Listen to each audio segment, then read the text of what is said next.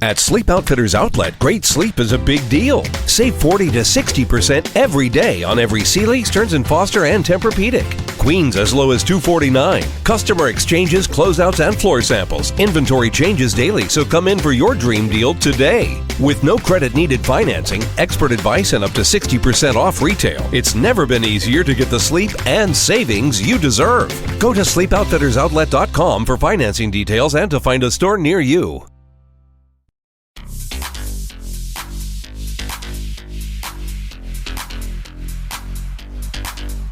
Hello.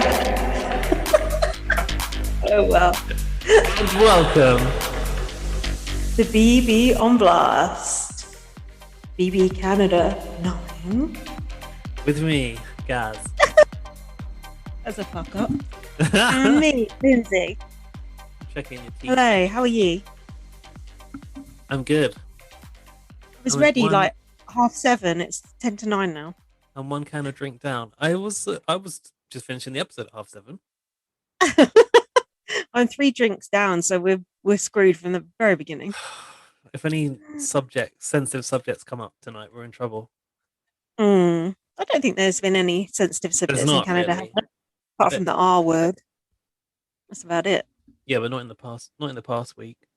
No, the past week was a bit. The only sensitive subject is the I word, I reckon.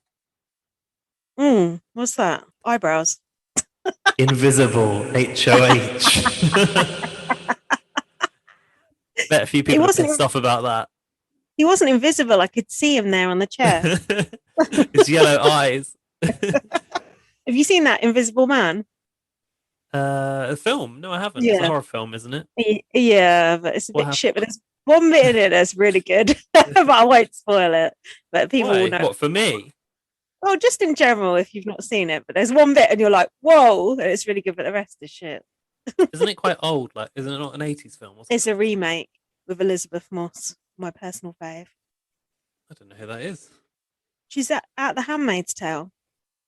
Oh, I haven't seen that. She's in a lot of things. She's quite popular at the moment. Never heard of her. She's not one in HOH. I don't want to know. Only if she's the invisible HOH do I want to see her. Maybe. She's a Scientologist, so you never know. This is Scientology. It reminds me of the promo for that Louis Theroux Scientology documentary. And it was like, this is Scientology. I don't like that Louis Theroux Scientology. Do you know what I don't like?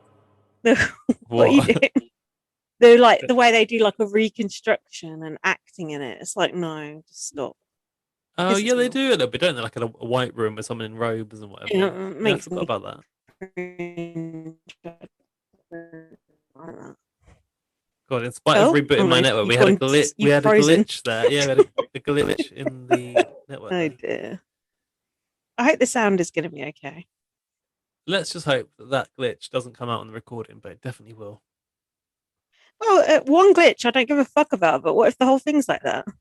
Oh yeah. Well, bear with us, listeners. It's blame Zoom and the London weather. It's better than our old Skype days. Oh, it's 10 times better. Why did no one tell us that it was so shit back then? I don't know. Why didn't we know? We didn't bother to listen to it. Oh yeah. Like, here you go, suckers. You listen to this shit. But now we do an editing process, so yeah, we know. But like, we did a lot of episodes on Skype. I feel like we did most of BB Australia on Skype, didn't we? But when we interviewed Cameron, BB UK last ever winner, I feel like the most popular YouTube video ever. By quite a way. We ain't got many, but it was fine. It was higher than 100. It was fine, yeah. So that was before the dawn of Zoom, wasn't it? Really, Zoom was a thing there, but people weren't really using it until lockdown happened, and Zoom kind of just blew up, didn't it? How did you spend the National Day of Reflection? Did you have 2 minutes? Or in your case, Microsoft Teams, I was going to say. Yeah. Did I observe? Oh, that day, was that a National Day of Reflection? Was that called? Yeah. Because I was like pushing it at work and doing the minute silence and all that shit.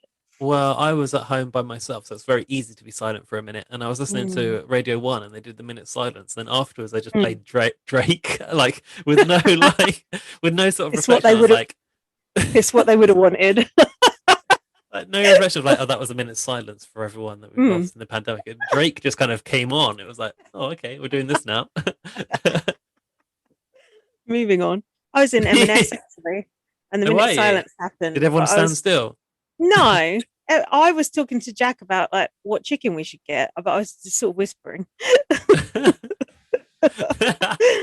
I just think a minute silence is utterly pointless. It is completely pointless, and It like, does nothing. if I had died in the COVID pandemic, I wouldn't be Mm. expecting people to be silent for me either.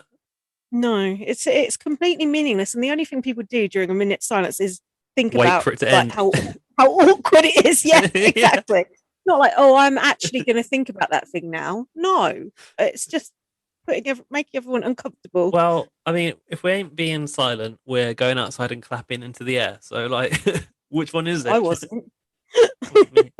me neither. I was going out going boo. No, not really. We love the NHS apart from when they try and steal the rainbow from the gays. Oh, yeah. Well, we're getting it back now because Pride's coming back for 2021 because we're all getting vaccinated and we can mix outside again, Woo! bitches. Woo! I'm ready. Pride is actually on for 21 apparently, but like, I believe Yeah. I see it. And I saw the first gig at Wembley is going to be Westlife. Oh, Coming great. back with a bang. Can't wait for that. I know we're going to get front row tickets for that. We'll be in the mosh pit for Westlife, waiting for those key changes. The stool pit.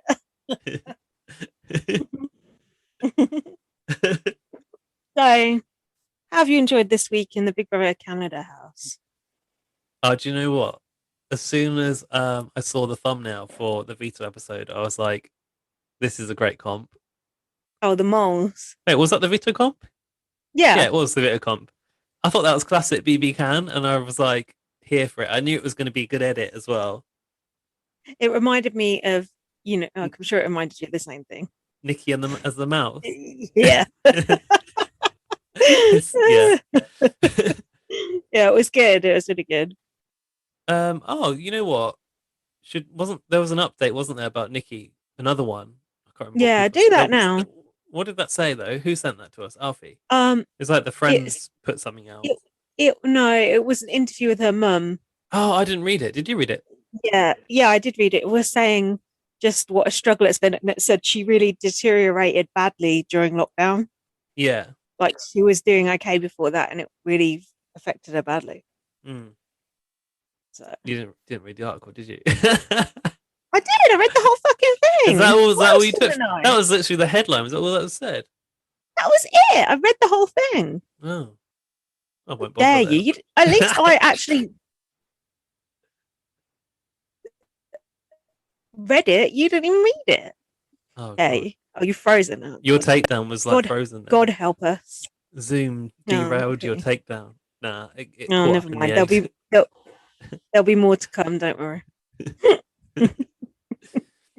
Yeah. How have you thought it was a good week of BB Can? It's all right, right? I do think it's. I think it was good. I just think we were spoilt last week, so anything seems a bit boring in comparison. But I was really happy that Victoria didn't get put up, and even more happy that she didn't go. Yeah. I mean, she wasn't even in the conversation, so because she's the only person who I actually care about now. I have to say, I'm actually starting to enjoy Tarantino a little bit. Oh, I know they're a bit like kind of like tedious as a duo, but like they're getting quite a lot of attention. Tedious. They're getting a lot of attention in the edit as a duo, and I quite like the way they're kind of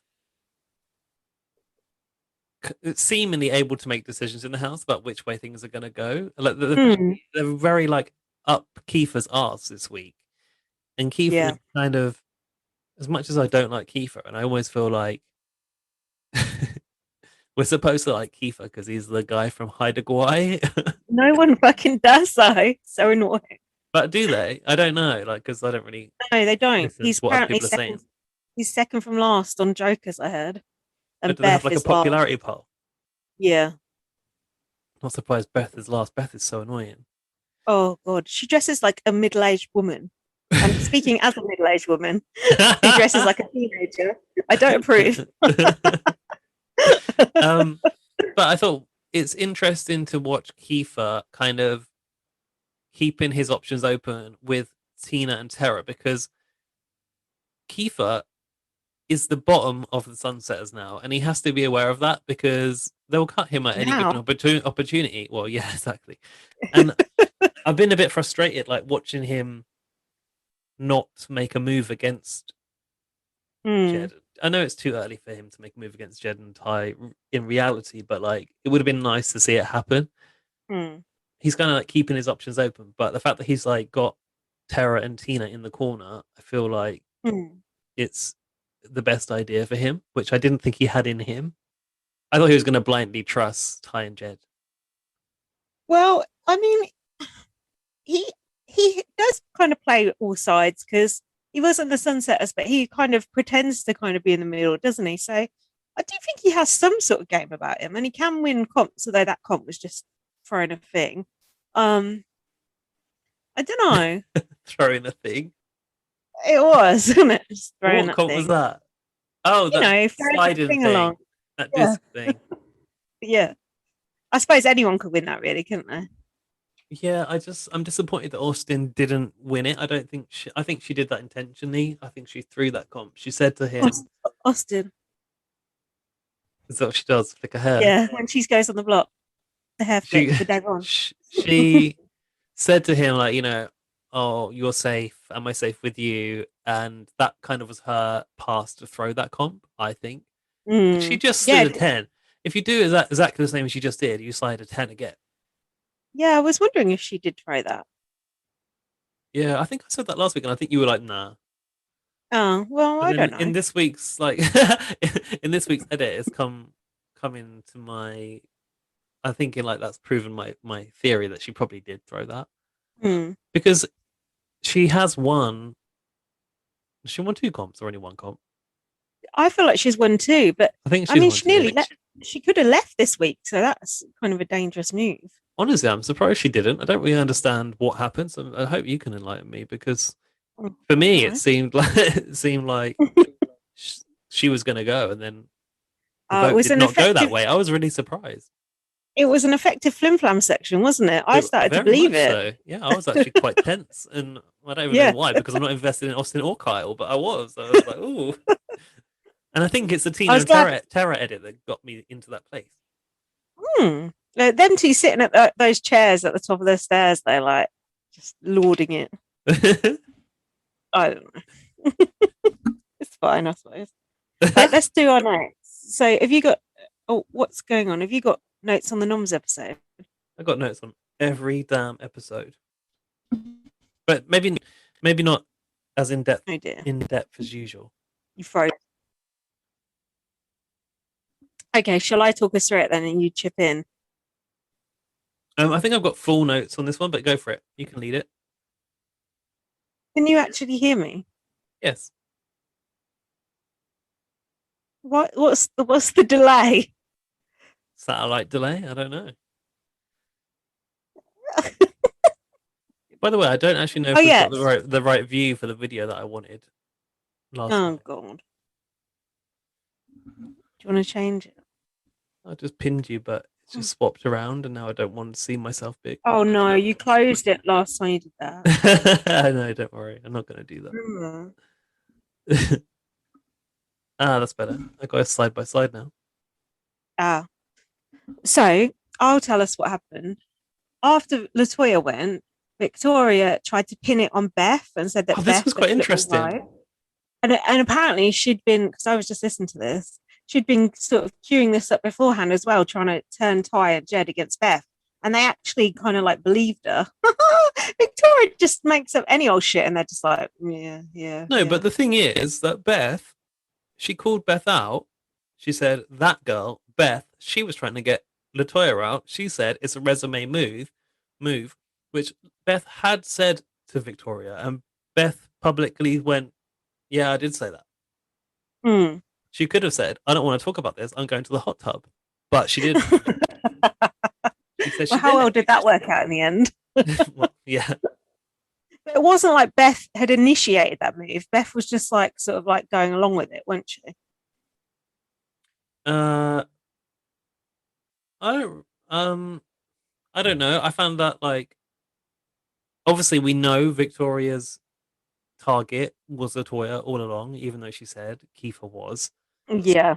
But like Beth saying, I don't know about that conversation. Did they flash back to that conversation? I don't know if Beth like raised it or Victoria raised it, but she managed to frame Um, it and pin it on her, and Beth took the blame. So like it it was worked out pretty Victoria's. swimmingly. It was Victoria's plan beforehand to pin it on Beth. Oh, it really worked out well. She's quite a Hmm. genius actually, although a bit of a kind of like Messy. as like incidental, like accidental genius. Yeah, Yeah. messy, very messy. Yeah. Um. So then, they all had Oh, an and argument. then yeah, she goes, if the veto was used, Beth said target tie, and I was like, oh, that must have been entirely made up, surely. Yeah. Oh yeah. Um. And then Beth said, "Stop playing the victim" to Victoria. And Victoria said, "You got your wish about Latoya going." I said, "Beth even looks guilty here." Yeah, well, I think she felt guilty. And Victoria said, "I'm going to cry in the bathroom." And then I've got written down. Kiefer said, "It's just a score bowl." Not sure what I was going for Just there. us for what? Bowl. Bowl. Bowl. Vole. Bowl. BOWL. Yes. Do you know there's a few things been said this week, and I'm like, huh? It's Like the that can't be accents. no, it's not even the accent. It's like that can't be a phrase. Like, it's coming up in this episode. I think someone, I think, I think Jed said that Victoria was cheesed. I'm like, Cheesed huh? off. Oh, maybe. I don't know. So then Ty said, "Our alliance is under attack." And Kiefer put Rohan on slop for the third week in a row Why did he do that? because he don't like him and wanted him out. But what about the reputation of Haida Gawai as a generous people who want to share all their food? Did you hear this thing? Did we talk about this last week, or did I hear this on a podcast where Kiefer was saying he was going to be popular because Damien was popular? Wow. Yeah. Going in there and thinking that, like, well, to be fair, I think it is a thing. Like, you're a First Nationer, you get the support because look, Kiefer was voted as the captain, right? So no matter what you do or how you play or how you are, you just got that support. Apparently, it's like being Welsh over here. Yeah, it is a bit like that. A bit, inbred. Ouch. That properly stalled on that word. Inbred. Oh, that's probably for the best. Yeah. What was I gonna say? Yeah, imagine like I think it's I was reflecting on this actually earlier. I was like, Kiefer obviously is in there to represent his culture and his heritage and his people, but like imagine if you're from that culture and Kiefer's the one representing you. You must be so I know. embarrassed. Can't even get trousers that fit. Like, for fuck's sake. Did you know? I'm sick of watching him walking around and trying to pull up his pants. Like, you can buy you know? trousers that fit. Did you know Latoya was fat shaming Kiefer? No. And she fat shamed Brayden and said he had thunder thighs. Wow. Brayden does have a bit of a womanly figure, don't you think? Say he's got a full figure. I wouldn't say it's necessarily womanly. I think it's womanly. I think he dresses curvy. in a slightly feminine way. Like he likes a roll neck and a jumper and like tucked in. Like it's just his style. He's kind of like well, he's one of the girly boys, isn't he? Do you know what? I've got a bone to pick with Brayden. How boring is he in there? He came in with a lot of. He's doing nothing. The only coverage Brayden can get is when he's talking about Austin and Kyle's potential showmans. That is literally the only coverage he's had, and I think it's a bit. I feel for Austin. I feel like he probably thinks that he's like a star of the show in a way, and he's just not. No, but because you need because to of his do character, you think that you would be. yeah, but you need to do something in there to be the star of the show, not just sit there gossiping. Yeah, exactly. All I've seen Austin and Braden do is like sit together, like they're in the school playground, Yeah, like a little yeah. click. So BBK, and like eat See, ice cream, which I don't even know where they're getting that. And then like after the row, he's like iced coffee or whatever to Austin. And they just like shimmy off, like. that's why he's getting fat shamed all that ice cream. Um, so Kiefer was like celebrating in the whatever the fuck that room. I hate those macho celebrations. I don't think we have that in Britain, do we? Gaz, those three people he was celebrating with voted him Voted him out. out. What the fuck? Like, how stupid are you? And then you don't go after them, dumb fuck. Yeah. It looked shameful, didn't it? Hmm. But at the But same then, time, you can't help it. Like when two people in your alliance are voted, you're going to have to vote either way, and it makes sense for him to act, even if he's pissed at it. Act like he's still on side with that alliance. yeah, you're right. And even if he did flip and join a new side now, like he's going to be at the bottom of a new Anything. alliance, just like the bottom of that alliance. So you might as well better the devil you know, isn't it? As Kylie says. Wow. Yeah. Shout out Kylie. What's it called when like when you're like at the bottom of the Totem pole. no, like the fish tank. What's that called? A Oh, bottom feeder. silt. Silt. Sediment. I'm sure that like I'm trying to think back to I know what you mean. You know the way the tabloids used to cover Big Brother, and they'd have like it was like a totem pole actually, and they'd like rank housemates in the house in the UK Big Brother. And they'd do like Oh cartoons yeah. of them with their little photo on like cartoon body and their head photo, and they'd like Mhm. rank them from the top and the bottom. I feel like the bottom they call them like bottom feeders, but I'm not sure. That makes sense. And in the middle is the fences. Yeah. Yes. So Victoria said, I feel bad for what I said. I want to curl up and die. Okay. Don't do that. Keith wants to keep Tina as she voted to keep him. Jed said they're going to play that card that we voted you out. That's not a card. That's a solid fact. The we voted you out card. Yeah, you did. Vic said she was nervous. She was going to go up. And she said, we kept you here. Vic, you're the one who fucking nominated him. What are you on about? And then Roe was going to Kiefer. They just voted to evict you. Tara's neck, I've written here. I don't know why. Not sure why. I've not written any. Never seen it. I don't think she's got much of one, has she? I said there's a bit where Victoria has now got her tails between her legs. Is that what she said she wanted to die? Yeah, yeah. Did you say tails? How many has she got? Tail. No, her tail between her legs. Gaz, I've got to tell you something. Oh yeah. Well, I remember.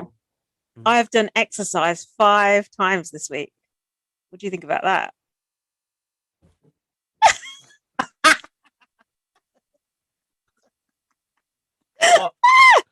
What does it mean? What did you do? You got like Wii Fit or I've been doing something this for the dance. Switch? No, I've been doing a dance workout on YouTube. Oh. It's only 15 minutes long, so it's not that long. But me and Jack have been doing it. Oh, better than nothing. Cute. Get my heart going every day. Tell you what, it's more than I've done. Do you know what? There you go. Yesterday, yeah, it was yesterday, right? It was Dan's birthday. Yeah, it was yesterday.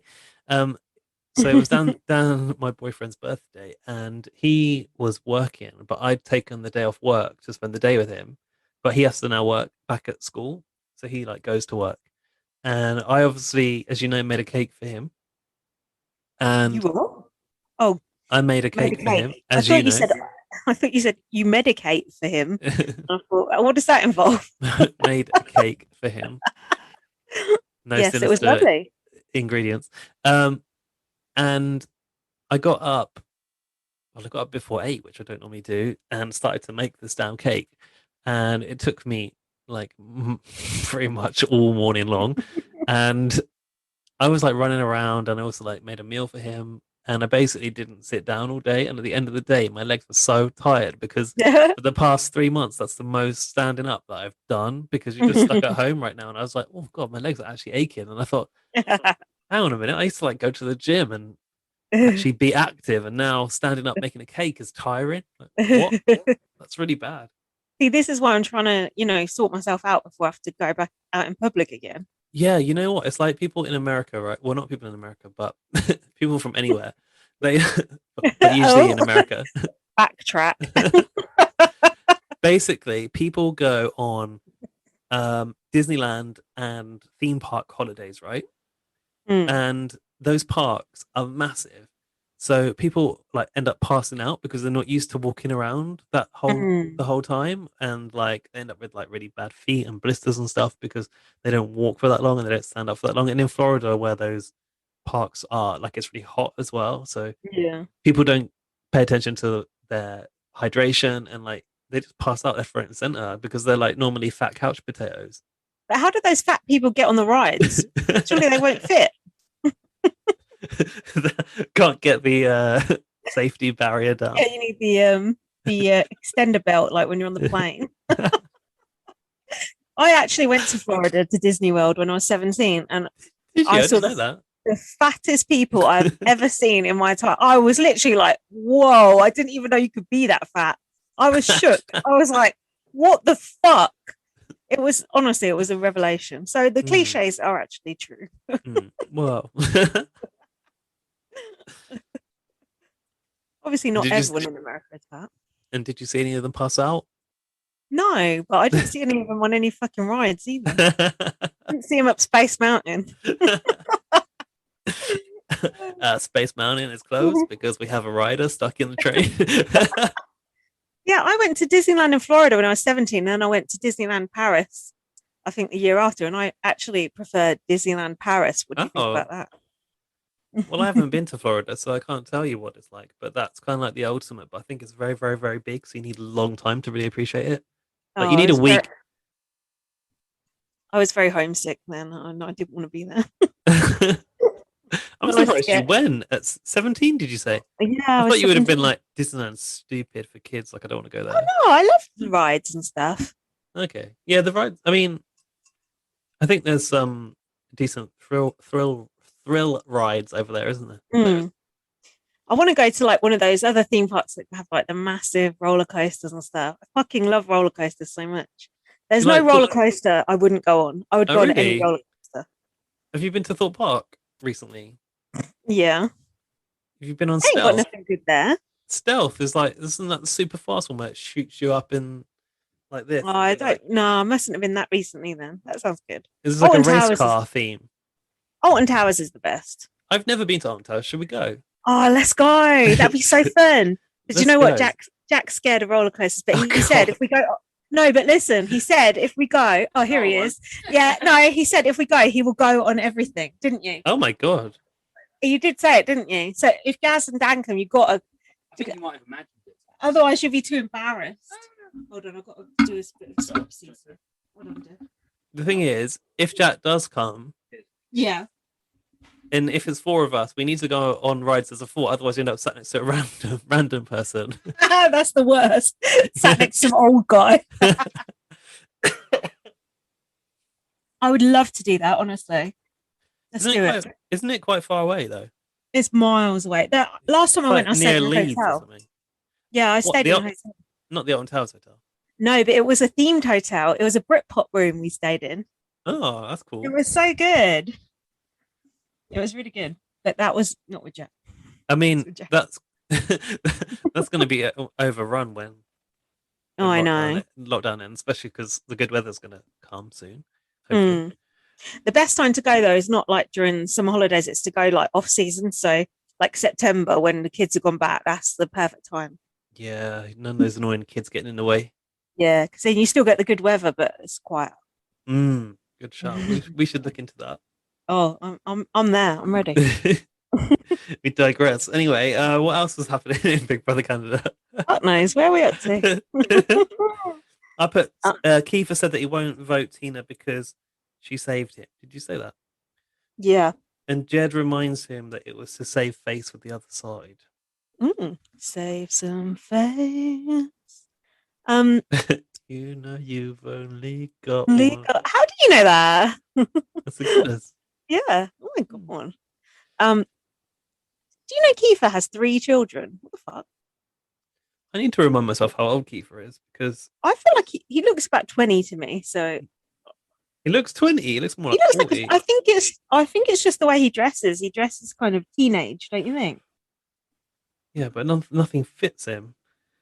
I know that. He's only 32, but he puts himself in the older people bracket with Tara, Oh who's yeah, middle aged 37. at 30. You're middle aged now. And Tina at 42. Did He your said, "Oh, light you know, just switch on? no, It just looked like it got brighter. Oh, it's because your head was creepy." in the way of the light, and then it moved. I think. He said, "Like we're older with the older people in the house." Like Oh yeah, I think he's they're only called the 32. pre-90s. Oh God. I The think thing that's their is, like, alliance. is that what they're called? Is an alliance? Yeah, I think so. I think like once you have 3 kids, you probably feel older than you really are. No shit. Hmm. Look it and all. So Kiefer got a letter from his sister. Don't remember anything about that. Kyle and Rohan were moaning. Wait, They're at about the the bottom. HOH room. Oh, go on. Don't know who it was, but someone looked at his picture and went, "No mullet, Keith," and he went, "Oh no, it's just tied back." I've always had this terrible hair. Yeah. I should have a baby photo of him with the mullet. Go on. Have you got anything else from the HOH? Oh, the letter. Oh yeah. It's someone. The girlfriend wrote like, "Oh, updates from home. It's a girl," and then he was like, he got all choked up, and she was, "It's a golden retriver." Like I thought I was really mean to troll your partner and pretend that you're It having a new wasn't. addition to It the wasn't his wife. It was his sister. Is his Does that make it sister? better? Oh, okay. Yeah, it makes it a bit better. Yeah, that would have been me. That'd been his wife. Fucking hell. His wife pretending they're having a baby and then they're actually getting a dog. That's so bad. So, So then, I've go on. called Kyle. This we started to focus on Kyle and Rohan next, who I am calling the pinky and the brain now. Don't you mean Showtime? Oh, that's such a terrible alliance name. Is that? It's the worst. I thought that was just like what the show was calling them, not what they were calling themselves. Do you know what it makes me think of? I'm sure you can guess. Showbiz. Correct. Showtime. Also, do you know what I did notice, which you mentioned last week? How gross Kyle's feet are. I'm sure you mentioned that last week. It was Jack who actually pointed that out. Also, they were like white as a sheet. Like he had these like gross white feet sticking out, and I was like, "Put those away." In some those sort of eyebrows. sandals. He's a very unattractive man. Those eyebrows are they look like they're on the wrong face.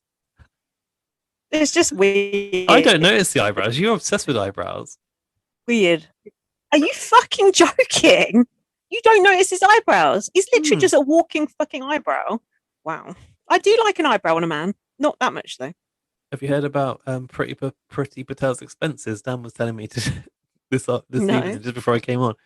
Apparently, she's got like I don't know, like they have to make the spend in public, and there's like a £7,000 bill for something called Pretty Eyebrows. £7,000. Something like that, yeah. And then I think it was 7,000, and then like a 5,000 something pound Primark bill. And the Home Office have come out and defended it and said, "Oh, the Primark bill was like for asylum seekers. They're buying them like clothes or something." Right. But they haven't made mention of the eyebrows. Yeah, did they get their eyebrows done while they're at it? You must assimilate into our culture and eyebrows for all. Yeah. Oh, dear. So, Kyle and Ro were moaning there at the bottom. They then tried to talk to Jed and Ty. I've put they all look like they're social distancing because they're sat 2 meters apart in the Expedia room. Jed was being his usual dickish self. There's an unspoken war between us. Kiefer said, the best part about being HOH is getting info. My door's going to be swinging all night. And then we had less less heard of that, the better. And then we had the flashback to the intimidation section in the pantry. In the pantry, honestly, the way they're going on about this, it was hardly fucking fight night, was it? The pantry situation. Yeah. Sounds like Downton Abbey. It sounds like some like secret spy movie or something. I just think like the way they're hanging on to the pantry situation, as if like it's as if they held Kiefer up to the Wendy's window by the neck, like yeah, like the school bully holding him against the lockers. Yeah, nothing happened. Like as if Kyle came in and put Kiefer's head in the Wendy's window and Rohan slammed the doors on it on his head repeatedly. Like nothing happened. I wish that had happened. He said to Kyle, "Oh, you're being very aggressive." It's like, you want to see aggressive? Someone will chuck a platter at your head in BBUK. And someone took a knife to someone's throat in BBUS, so calm down. Yeah. And in BB Australia, didn't someone get teabagged? Or was that was that? Yeah, was that Canada? Was that Australia? No, Australia. US? Australia. Kyle said, "We voted for you to stay. From the bottom of my heart, you're not going up."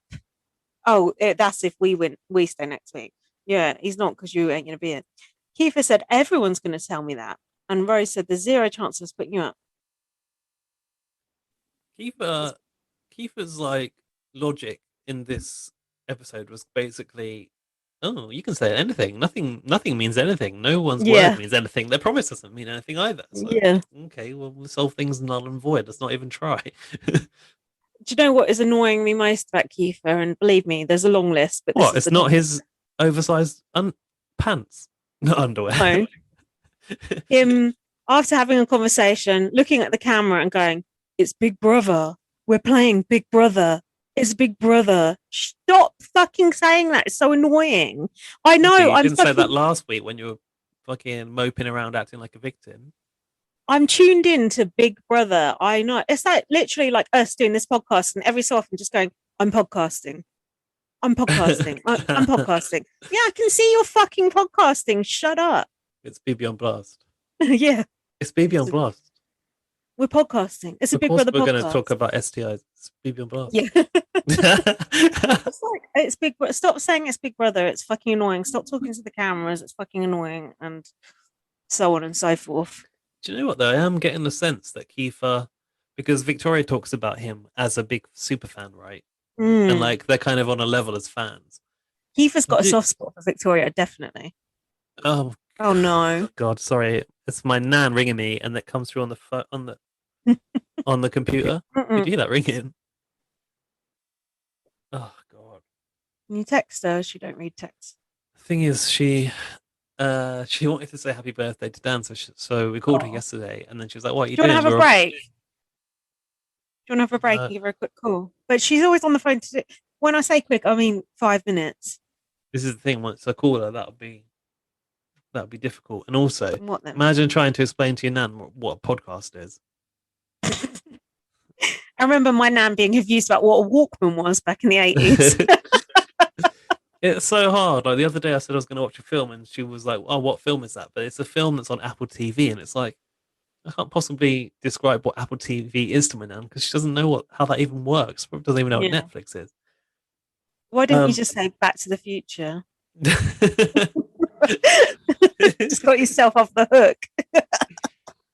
Anyway, last night we spoke to her and she wished Dan a happy birthday. And she's like, "What are you doing now?" And I was like, "Oh, we're gonna watch a film." And then she called and left a voicemail, even though she said like, "Oh, I'll let you go and enjoy a film." It's like, why are you calling then?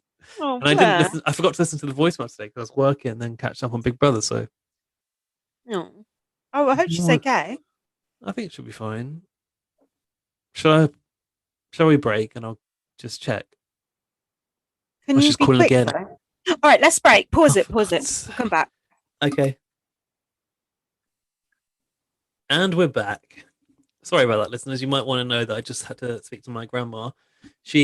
My grandma, I don't really call her that, my nan. She's in a care home, so she's incredibly bored. And I could hear the TV in the background. She goes, "Oh, there's nothing on TV." I said, "What are you watching?" She goes, "Oh, I think it's Love Island." I was like, "Oh, it'd be Love Island Australia," because I think they're showing that at the moment on ITV2. She goes, "Yeah, they've got these babies they're having to look after." I was like, Oh, come It's a Big on. Brother task, isn't it? Baby Val, come on. I got the baby Juanitas originally, and then I'm Bao. surprised Yeah, your nan's up at 9:45. I think probably up at all hours in there. She in the previous care home she was in, there was a guy who had like PTSD, and he just used to wail all the time. I could hear it in the Great. background when I called her up. But I think she You was just get a happier. pillow and smother him, wouldn't you? I think she was happier in that one because the food was better. She just tells me all the time, she goes, "Oh, the food is terrible in here. They gave me dry baked potato." Like she's always moaning about the food in there, and also You need to she's get like, some Uber Eats. "Yeah, well, yeah, this is the thing for our generation, like because we have smartphones, like we'd be fine in a care home because we can get all the entertainment we want. We can order shit on Amazon. We can order food. They can't. These old people, they don't know how to do it. Remember when you used to go to hospital and you used to have to like watch Turn that your little phone TV off. in the corner and use the pay phone to phone people and there was no laptops. It was just I've never been in hospital. Have you? yeah. I had an operation when I lost a sewing needle inside my arm. And I You was in lost hospital. a sewing needle in your arm. Yeah, you don't know about this. No. I've got a scar. What? You can't really see it. I was picking my nails with it, and then I went back on the sofa like that, and it got lost inside my arm, and it No. travelled up inside my bloodstream. No. Yeah, Got into like a vein or some shit. yeah. And I had to That's have crazy. I had to go under proper general anaesthetic and have it out. My God. I know, How old are you then? like about 22 or something. Oh, okay, like not young. No. I mean, when I was like a baby, I had a hernia and an operation, but that's the only time I've ever had to like be in Oh. hospital for an operation. So I never really experienced Mm, being in hospital, thankfully. good. Yeah. Mm. Right. So, where are we? Lost my notes now. Don't know. No idea. Right. Keith won the HOH. Kiefer thinks he's popular, but he isn't. Sounds about right. Um, Captain Keith. Tara was up suggesting Braden and Austin. Oh yeah, a lot of people were scared of Austin, weren't they? Ty was scared of Austin. And Everyone's going, "Oh, Austin's so scary." Comp Beast.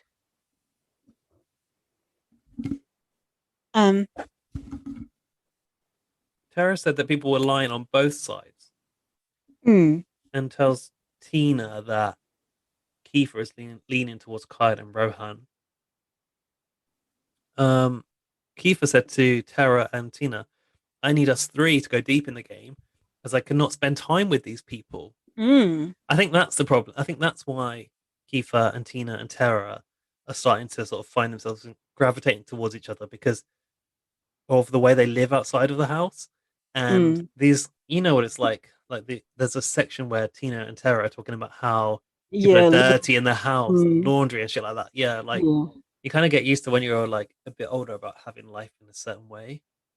Yeah. Yeah, you Um, do. so I think they're gravitating towards each other because the other people are annoying them a little bit. Which it would be annoying, people leaving plates everywhere and whatever, socks and shit like that. Can I just say something about the sign that says BB Can at the top of the stairs? Behind you right now, yes. Oh yeah, this fucking thing. Yeah, It's got good people's point. faces in it. It reminds me of like LinkedIn or something. I don't like all those people's faces in it, do you? Why did you have LinkedIn? Oh, it's just weird. And I've started to notice, I know I was picking up the house, but every room is so different, like the pencils outside and the ice room and then the ball pit. And I like the ball pit, don't get me wrong. But every room is just, there's no cohesive theme to it. It's just like a fucking acid trip. And like, I'm down for that. But it's just like, I don't know. It's just sometimes it looks ugly. The pencils were because they were a nod to the comic drawings of the house. Oh, were they? Okay. Yeah, and if you remember, like the stairway or to the exit door, there's that like spillage of paint coming down. Oh yeah, in the primary colors. So there's kind of this like allusion to the fact that there's artistry and drawing behind the comics. That's why there's pencils outside. But the garden has kind of been overdone done over a little bit, I think, and it looks like, I don't know, it's got some sort of kind of grand sculpture vibe to it, like Roman Colosseum type thing. But I Oh, I think it's hate supposed it. to be like a kind of heroes HQ kind of mythical place. A marble. Julius Caesar, Yeah, like exactly. you. Oh, do you know what? Speaking of which, it's not exactly similar at all, but um, there was a lot of grand architecture in it. Last night, Dan and I watched The Emperor's New Groove. Have you seen that film? No. It's really good.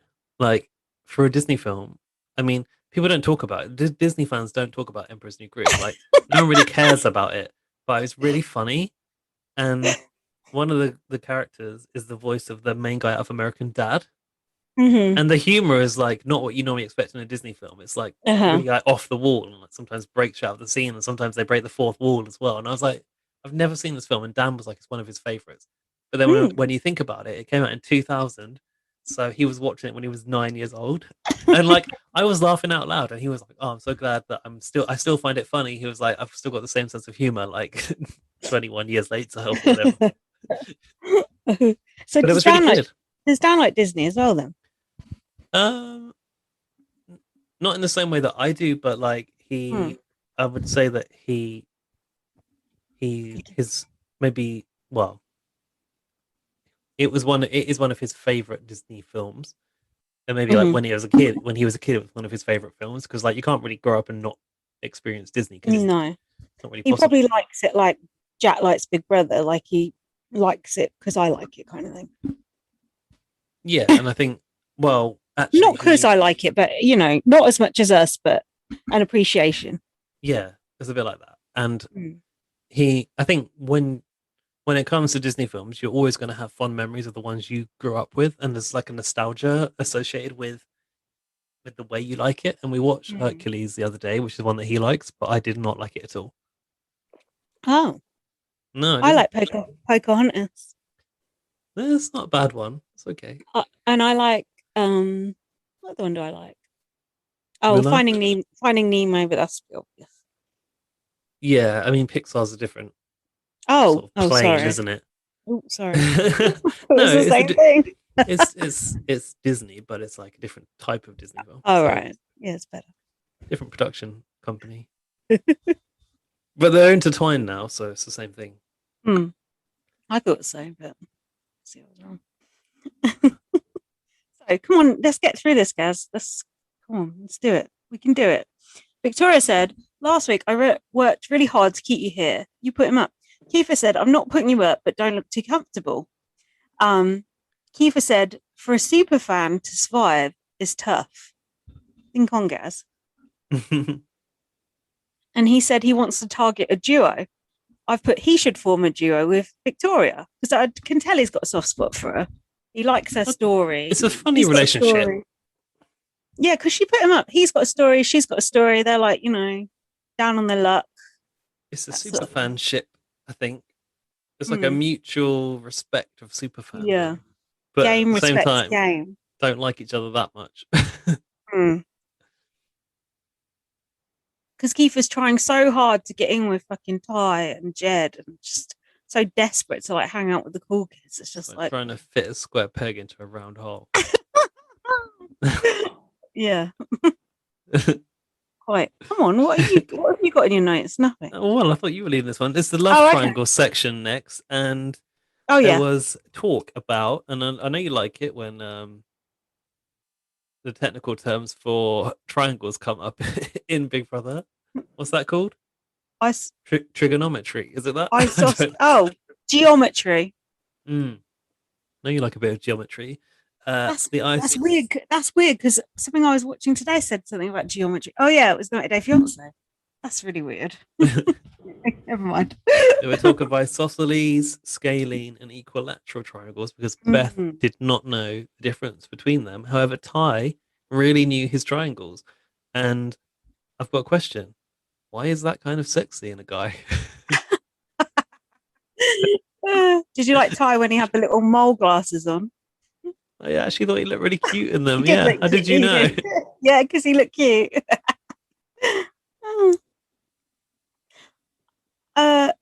think Beth dresses middle-aged? Don't you think she just dresses like an old person? Beth is annoying on every count. Oh, she's just I'm the sorry. worst. She's like,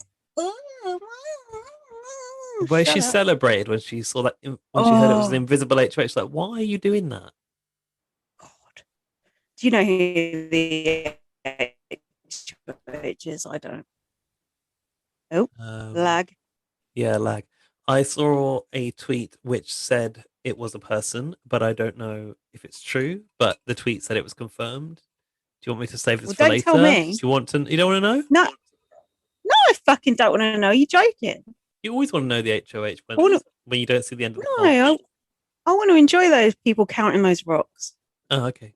Those rocks. Did you think those rocks are from Tim's dad's competition? Oh yeah, I forgot. So, did you notice Kiefer's wife when he got the Wendy sausage?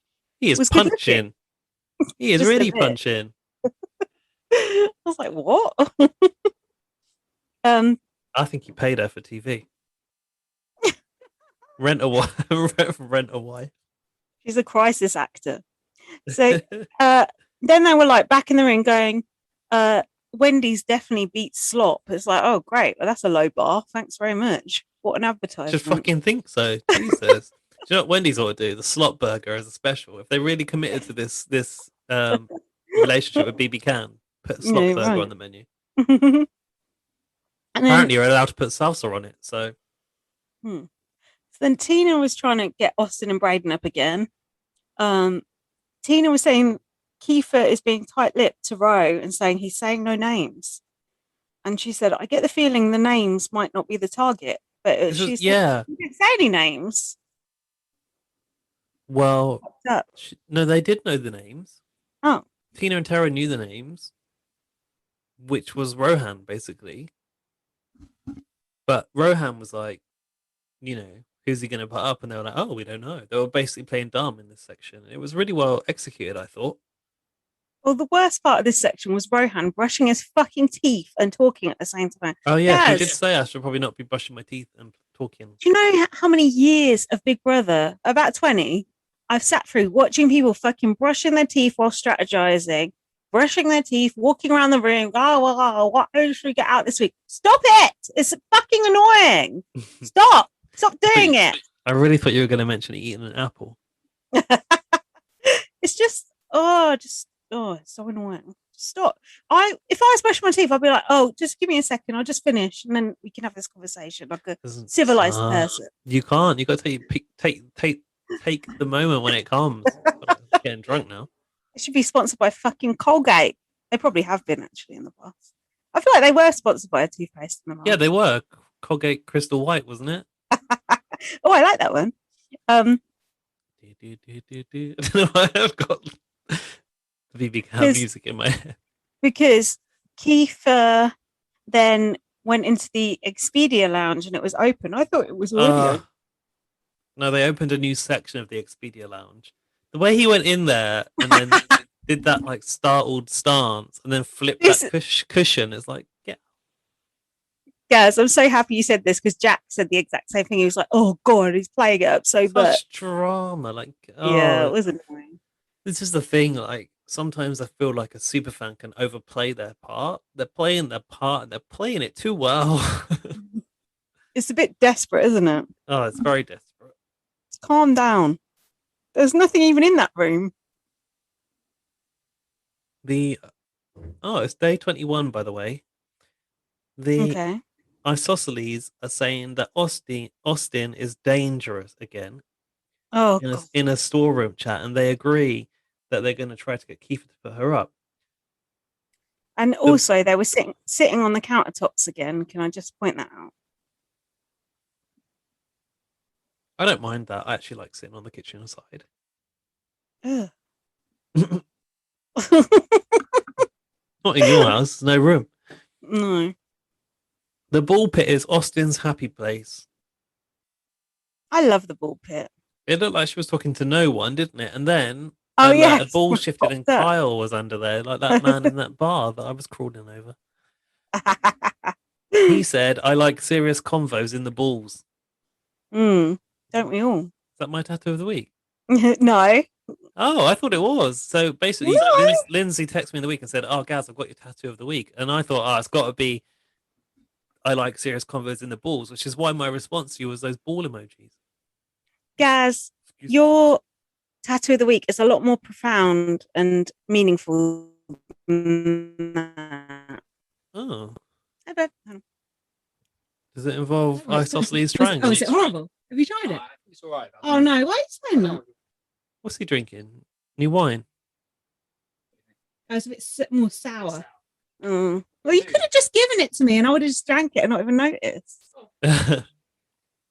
What are you having? A different prosecco?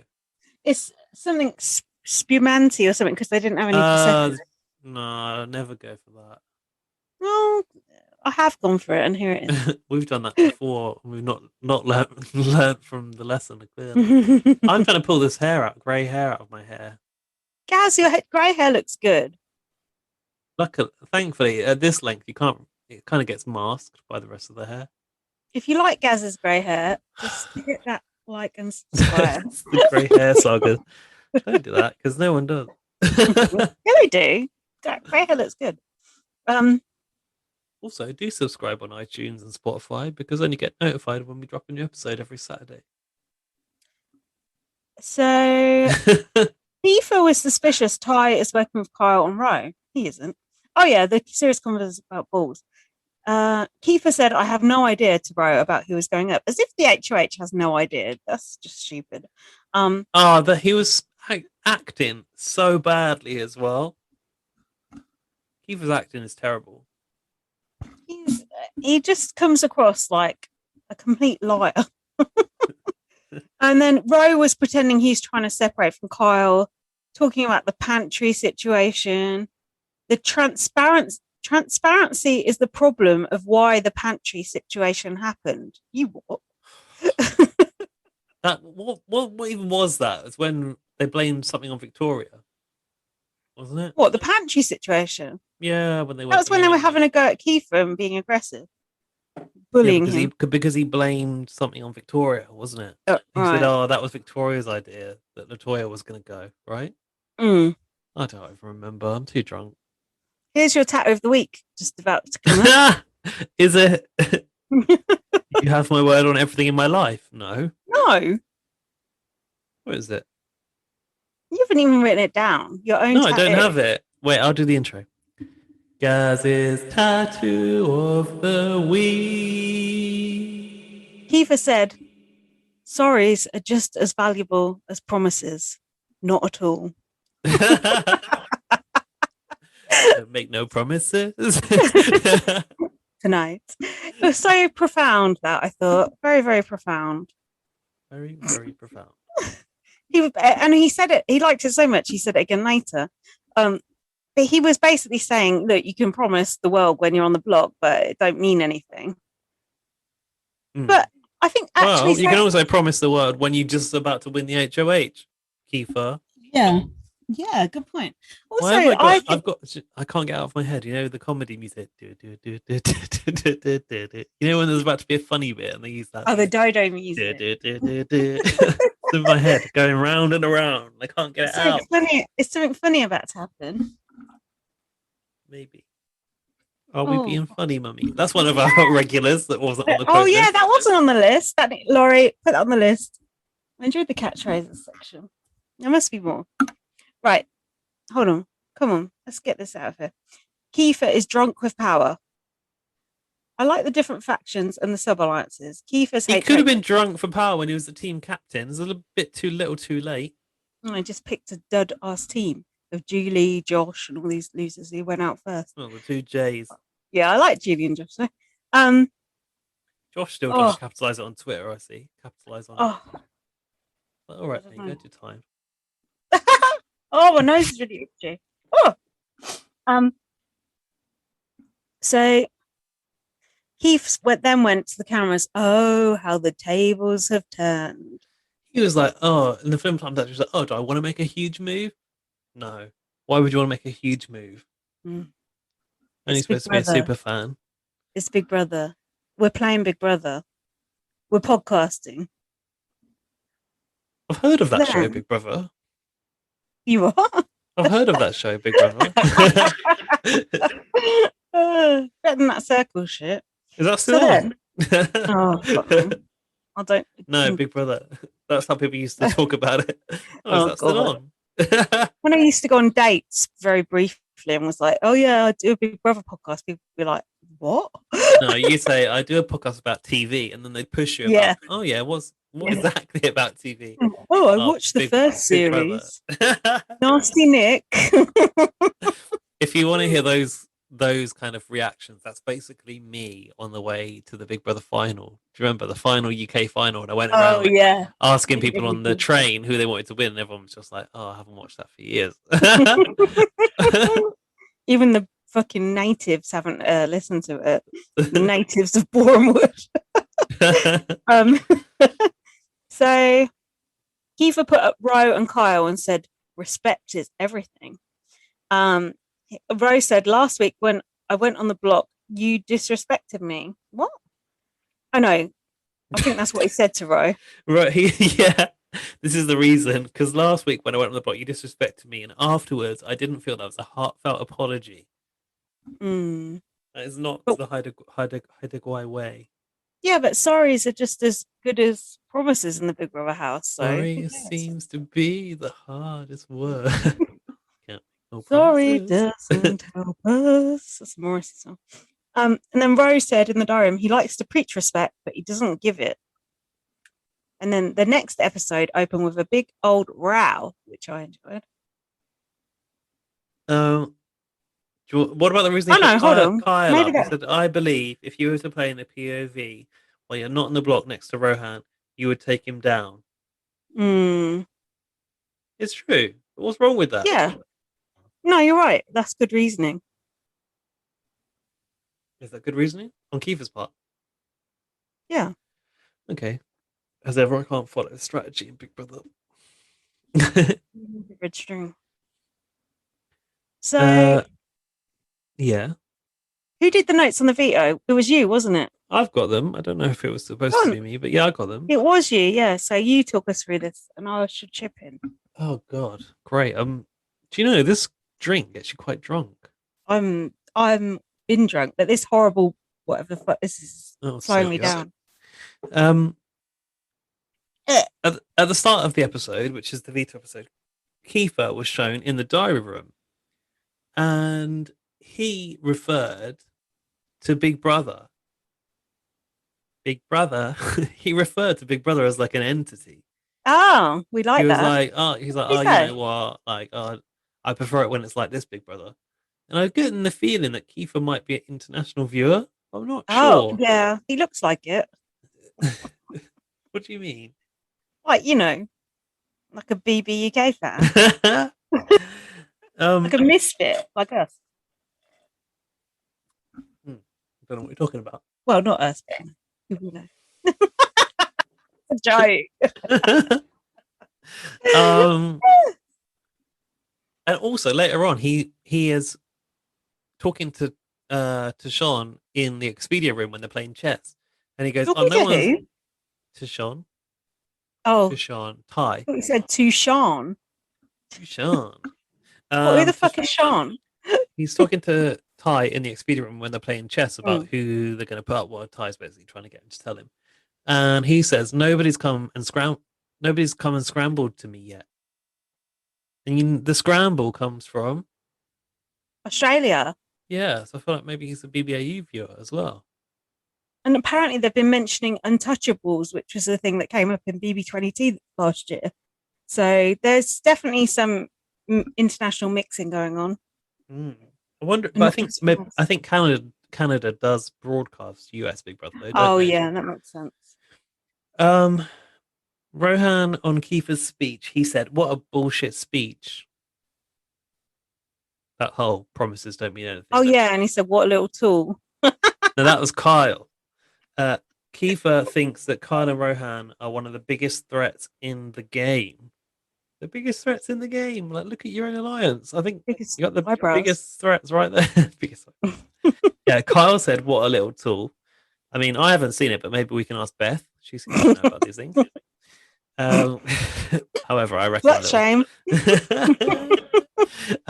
Kyle and Rohan were retreating to their secret lair, ball pit. That's the ball pit. Got you. They are always in there. Huh? They're always in there, right? There. Yeah. I've noticed that Rohan gives very past housemate diary room. Have you noticed who we're talking about here? Who I'm talking about? No. I reckon he's been studying the Peter Brown playbook of how to deliver diary rooms, because he gets he goes into the whole kind of tone of voice like, I'm Peter Brown, and then this week so-and-so is going to put this person on the block. He's not doing the shield, is he? No, he's not doing the shield, but I think he's sort of a bit kind of Peter Brown, a little bit Willow with the whole movement. Oh, the puppet. Sort of politician hands. Oh, no, that's not good. That is not good. I've written, it's annoying. I find Rohan quite boring, and I wish he'd go. He's not. He's just like there when he won the beer. Kyle and Rohan are both. Nah. Rohan is right that Kiefer is expendable to the Sunsetters. Jedchon will cut him so fast. I've written. Agree. They were like, "Oh, that was for LT." After the nominations, like she's the new People's Princess or some shit. Like, we're all like, we can't remember who LT is. Get over it. Move along.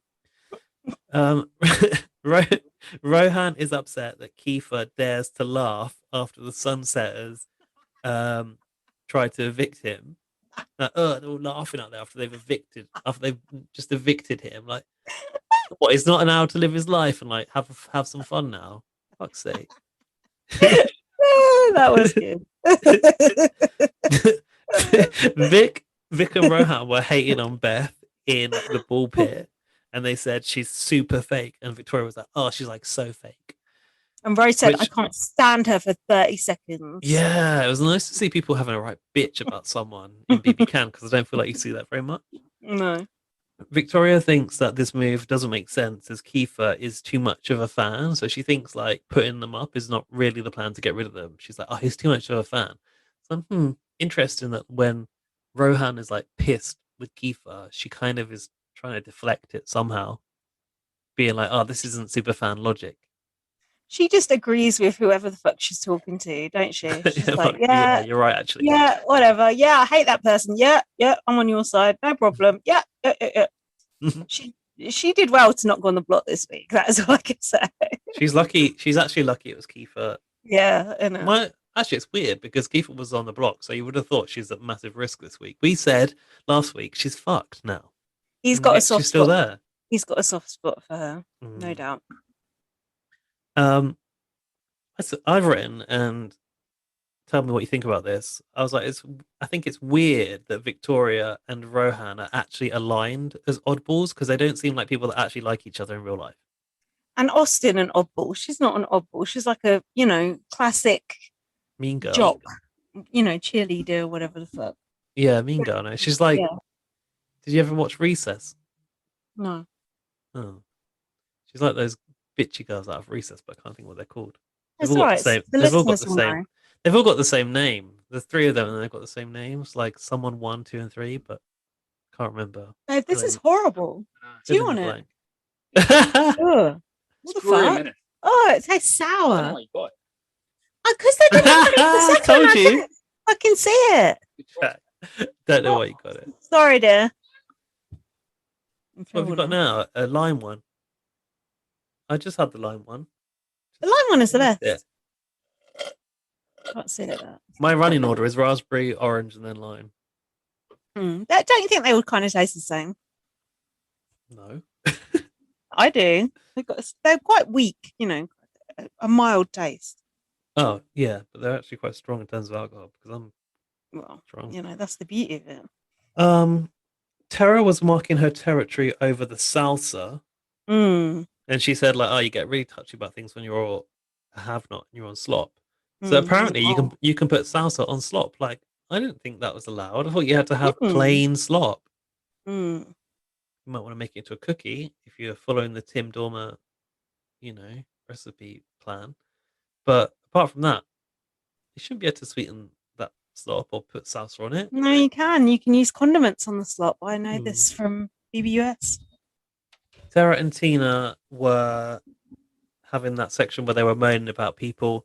She said, "You know what? I can't stand the way people cook and do stuff around here," said Tara. She goes, "I found a half crust of bread in the jam." Oh, that is gross. And then talked about the fact that people add a plate to the dishwasher with 5 minutes left on the cycle and it's got like dried slop on it. That is annoying. They said that Ty leaves his dishes in the sink after he has Chinese food. Didn't he win that? Did he win Chinese? Someone won Chinese takeout. No, that was Braden. That'd just be in a plastic box, wouldn't it? Yeah. Also, where's Ty getting his Chinese food from? Skip the dishes, of course. Get the kisses, more like. He's not skipping those. Well, he did put his hand over his mouth when Beth tried to go. No, that was Beth, actually, wasn't it? She's skipping the kisses. And then he wonders why his laundry is creased when he's left it on his bed for 3 hours. And then this is when the Beth's dirty edit started to begin. Did you notice this? No. They said about Beth, Tara said, "You can't even get me started on Beth. She's a disaster. My kid's a cleaner." And then it cuts to Beth remembering that her laundry is in the washing machine and being like, "Oh, my laundry's in the machine," to Tyshawn, which was a nice edit. Ty still wants to get Austin on the block. He said, "She frustrates me so much." And Beth said, again, "She's very scary." The word scary keeps getting used for Austin. I think it's a bit weird. I think Beth's jealous of Austin because Austin's, the other pretty white girl in the house, Don't you think? The other pretty white girl. I don't think Beth is anywhere near on the level of prettiness that Austin has. No, nor do I. But then Austin looks plasticky, but Beth just looks middle-aged. Not the way she looks, but just her clothes. Has Ty got a tattoo on his inner bicep, that says "Fear goals"? Fear what? Golf. Goals. Fear goals. It looks like it says "Fear goals." It's a really weird tattoo. I don't understand it. Maybe it says fear golf. Those balls can be very, very hard. I was just looking at Ty thinking how good looking he is. It's just crazy, really. He's very good looking, but there's something about him that I'm like, I don't know if I fancy that about you. It's like, I don't know. Something he's got a cute smile, but it's sort of like, I don't know. There's something I'm not like. I think Jensen's hotter, to be honest. What? Oh God, disagree strongly. Strongly disagree. That's like on a scale on the survey. Do you strongly agree or strongly disagree? Strongly disagree, and I believe the public is on my side. I might be wrong, but you don't normally look at a guy that's muscly like that. What? You don't normally look at a guy that's muscly like that. No, but if someone's really good looking, it's like Sheldon last year. He's just a good looking guy. It's not my type, but he's just a nice, good looking guy to look at. He is good looking, but for some reason, there's something about him that's making me not quite fancy him. I don't know why. Who, Ty or Sheldon? Ty. If you had to choose between Ty or Sheldon, who would you pick? Sheldon. Yeah, so would I. Yes, but I do think Ty is up there. I do think it's close. I think he's probably one of the best. BB Canada hunks. Oh, he's one of my top BB hunks ever. Even though I don't quite fancy him. I don't understand it. I don't know what it is that's making me not quite fancy him. I think it's the fact he's a bit shady. I think when he smiles, he's a bit toothy. I think because when he smiles, it's fake. Like when they got caught bitching about Victoria, then he was like, it's like, I see you. You're lying. I'm onto you. Kyle was wondering why Kiefer didn't put up the floaters. And he said to Rohan, floater means you don't win shit. And Rohan basically went, we didn't win anything. And he's like, oh yeah, but we're not floaters. I was like, I think you kind of are actually a floater. I don't know. It's a matter of opinion, isn't it? I suppose, but like, where do they sit? They don't really have an alliance. Does that make them floaters? Just because you've got one other person, are you? Yeah, if you're in the middle, no longer a floater. Braden next was doing the commentary on Austin and Kyle's showmance. What do you think about that? Is that really a showmance? Oh, God, that's kind of annoying. Oh yeah, and she was doing a French plait on him, wasn't she? Yeah, that was it. I'm surprised you could get Was his hair that- into a French. Was that hair? Oh yeah, you're right. Was that hair or scare? I actually wrote down hair was oh shit, it was scary. Yeah, definitely a scare. Mm.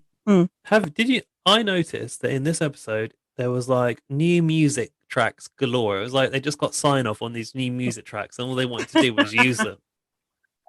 There was new like player pick music, and it wasn't player pick for the POV. It was.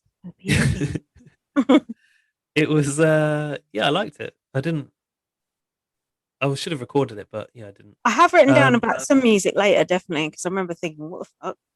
I think I know what that music is because of that. So in the player pick for the POV, it was Beth and Jedson were picked as well as Austin. So Kyle was happy because Austin, obviously, if she wins, he'll save him. But Rohan was basically fucked at this point, it seemed. Rohan said, I know Jed sees himself as some type of comp beast. Rightly so. Well, actually, he hasn't won anything. Well, he has won the crosswords. Oh yeah, because of the app on his phone. Yeah. So this section was where Rohan was trying to get Jed to throw the comp. Oh, as if. Did he actually believe that shit? Jedson was basically just playing it along, but I think they kind of did buy it. Oh, what? That's absolutely ridiculous if they believe that. Come on, this is Big Brother. Because afterwards he was like, oh, he was really playing hard for that, and he said he was going to throw it, so he was like, butthurt about it. Rohan is talking to Austin about throwing the comp, in brackets, she won't, but all I'm thinking about is whether Rohan has lip fillers or not. What the fuck? Really? He's got a very full bottom lip, and I feel like it looks almost too full, like his lip. He's had fillers. Oh my god, I can't believe I haven't noticed that. Look out for that. See what you think. I want to know next week. What's your verdict on Rohan's I'm bottom lip? going. Oh, believe me, that'll be the first thing I'm looking for. Okay, I'll look out for that. He's talking about backdooring Vic Fuck off. to Braden and Austin. No. Who basically No. like they're in Victoria's little clique. So these are the wrong people to go to about backdooring Victoria, aren't they? No, fuck that. They basically laugh it off when he leaves. Yeah. Like, yeah. Kiefer to Rohan said, I don't think it's terrible news if one of you come down. Yeah, whatever. His own nominees. Come on. Now it's onto the HOH comp. No, the veto comp. That's what I meant. It's called Mole in One. Mario. Jedson said, we're moles in the Wild West. I think that's what he said. Yes, they are. Ty looks cute with his round glasses, I've written. There's a lot of like blowing the balls innuendo. I was loving this. A lot of balls. It was really good. I really like the comp too. Yeah, I've written here, it reminds me of Nikki as a lab rat. Kyle's ball got stuck. Ouch. I did notice that Jedson had blue balls. One thing that annoyed me when Ty started the competition, he said, on your marks, get set, blow. Surely it should have been on your marks, get set, blow. Yeah. Come on. Well, come on. They That don't know annoyed puns. me. We do. It's like you missed a trick there. Did you think that obviously you were allowed to sort of like set your first ball rolling? That Rohan seemed to be going a bit heavy on the flip. I was thinking that. I thought you might get disqualified. I thought so too. Yeah. Did you like watch them crawl under that table? I did actually. I was like, ooh, behind the scenes. It kind of reminded me of like being a kid where you like hide under a table. Oh yeah, make a den like Chicken Stew and Michelle.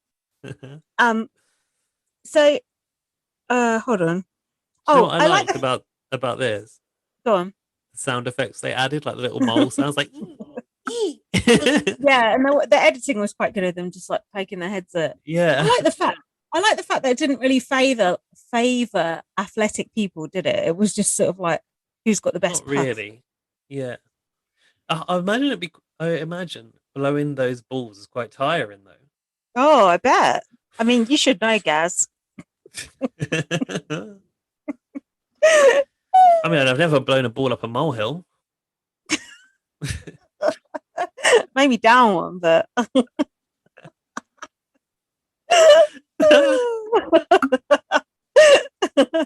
this is the innuendo section of BB on Plot. Did you notice that they'd all obviously had to do their own makeup? They had to paint on a little white patch and the whiskers and the that was nose. cute. Austin had done hers as a little love heart. Mm. Her nose, that was cute. Little love Oh, heart like nose. Jackie's dog. Yeah, drawn on noses all around.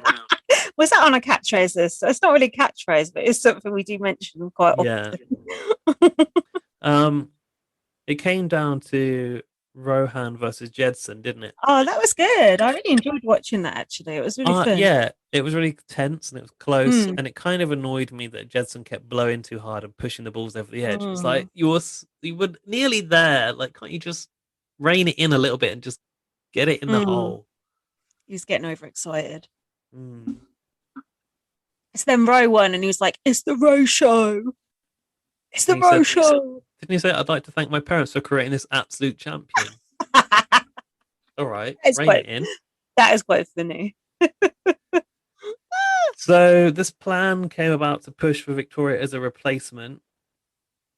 Austin said she's an island, so I think he'd piss off the least amount of people. Kiefer would if he put her up. Austin said that. Yeah, apparently in my notes. Yeah, Austin don't like, and Vic don't like Austin. I know they're kind of like with Braden, but I don't think they like each other. Oh, you know why? Because they both want a gay best friend. It's like female rivalry. I've had this many times in my life. People like to fight over you. Well, I would never bother. I know I've already won. It doesn't matter. You'd cut a bitch. Eek or chic? Victoria's cleavage tops. Seemingly a normal top, but there's a cutout here on the cleavage area. Oh, is it side boob or is it Sally Axel? Front boob. Front boob. Yeah. I've not noticed those. She had what? She had like a khaki one on in the diary room. She had like a long sleeve white one that she was wearing around the house. Excuse me. Who told her this was a thing? Oh, if it was Lisa Williams Starr, she's got something to answer for. Who? That's Arissa's stylist. Oh yeah, I've got a word about Arissa's stylist later. Flower power suit. Hold on, there was an overheard convo that I wrote down where Keith was going, "I love the week." Keith was going, "I love bacon, I love eggs," and then hash browns. Yeah, someone else was saying, "Oh, I'd like to eat soup in the morning." Soup and ice pops and pretzels. I thought she said ice pops. You know who that was? They did. That was Beth. It would be. I'm just gonna see how far I've got in these notes. Yeah, I need a wee before we carry on. Okay, I'm up for having a wee. I need a toilet break. Yeah, we'll see. Okay, let's pause. Okay, let's go. I just want to give a shout out to Lorcan Murphy. It's his 18th birthday today. Oh, is it? I didn't know that. Finally a grown up. Well, tomorrow, Saturday is his 18th birthday.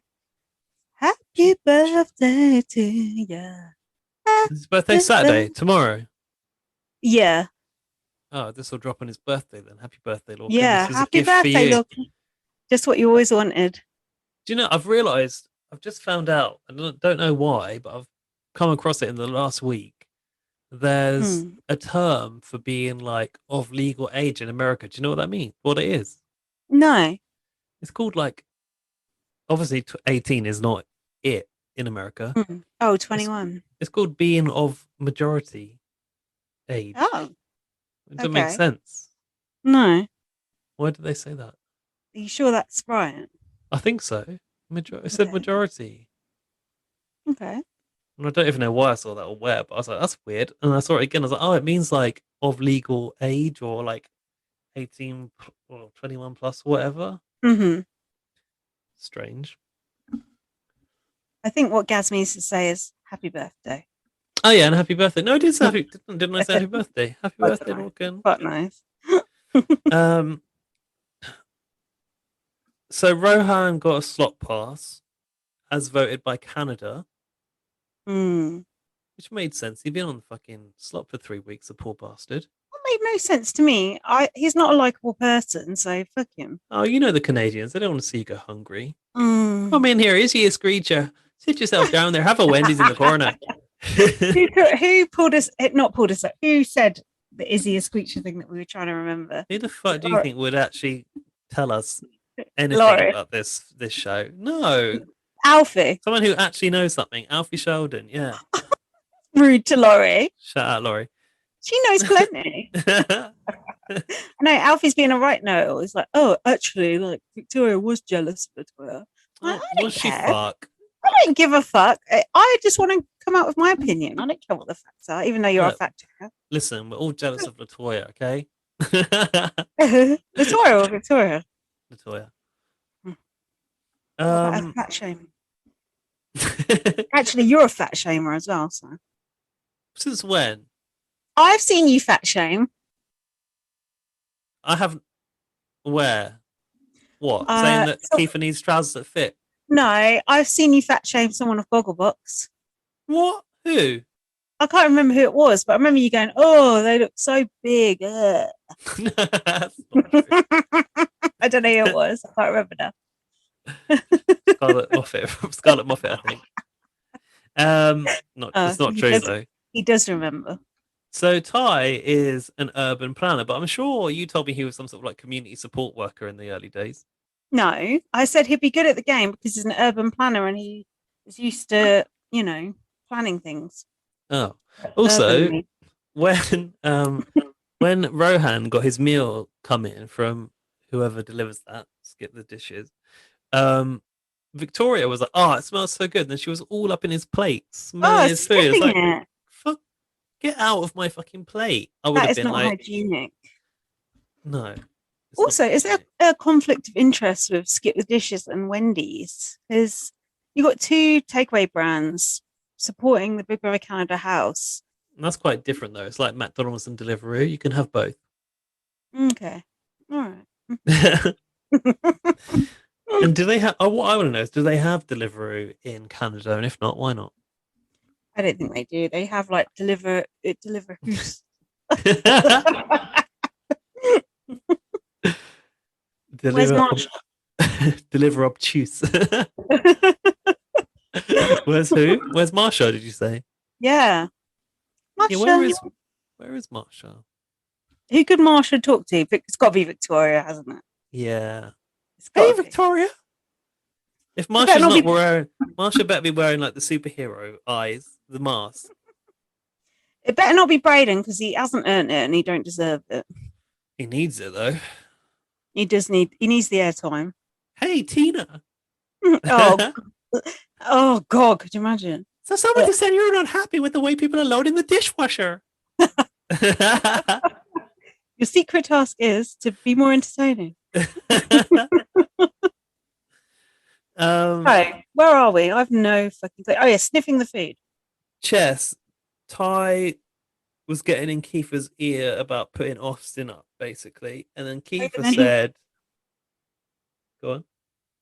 Ty was like, "Don't ever question our alliance." Kiefer said, "Technically, all we need is Vic's vote if you guys stay loyal to our target," which is when he said, "Don't ever question our alliance. We're the ones you should never question. Simple as that." Mm-hmm. To me, mafia. Yeah, it sounded like an abusive partner. Yeah. Like, don't you ever fucking question my love for you. Like, this is like something you should never, ever put a question mark over. And if you do, like, It's bad Yeah, news for imagine if you. I said that to you. Don't you ever question our podcasting relationship. If you do, you think, oh God, who's she got lined up? You'd be like, shit. I just thought it was like, because you know that Ty is in control of this alliance now. Wait, who else is in that alliance? Beth. Yeah, Jedson and Ty are in control of that alliance to sort of make Kiefer think that he needs to sort of trust it unquestionably was kind of a power play which made me feel uncomfortable. It's like you're not even allowed to think that there's anything up in your alliance. It's like, come on, mate. You know that Jedson's your ride or die. Also, they voted Kiefer out last week. Just Yeah, exactly. Out there. So to question the alliance would be to say, "Well, I'm going home now," because he would have been if it had been for you.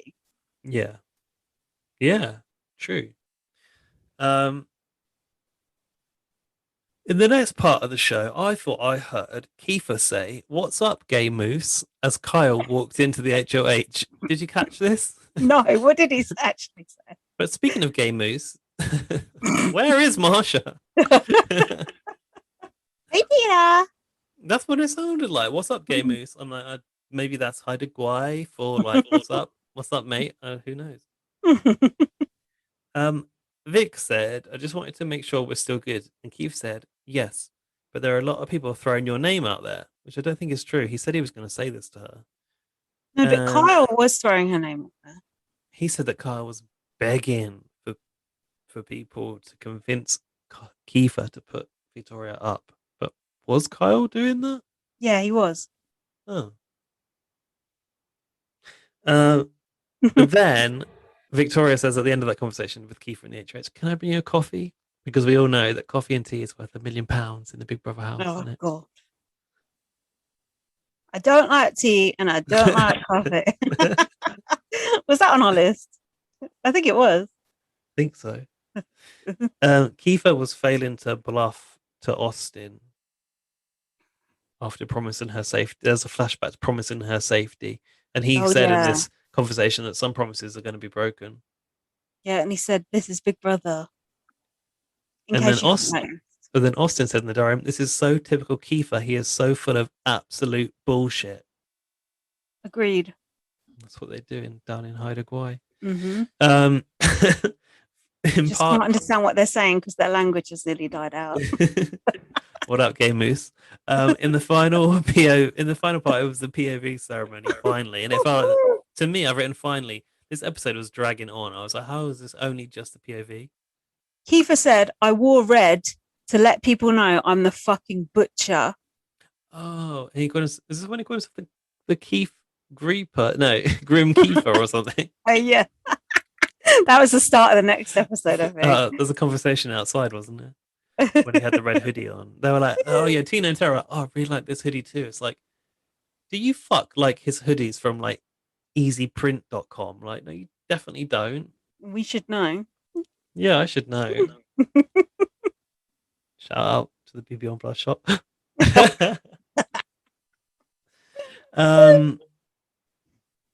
Kyle's hoodie in the POV ceremony said crooked as sin.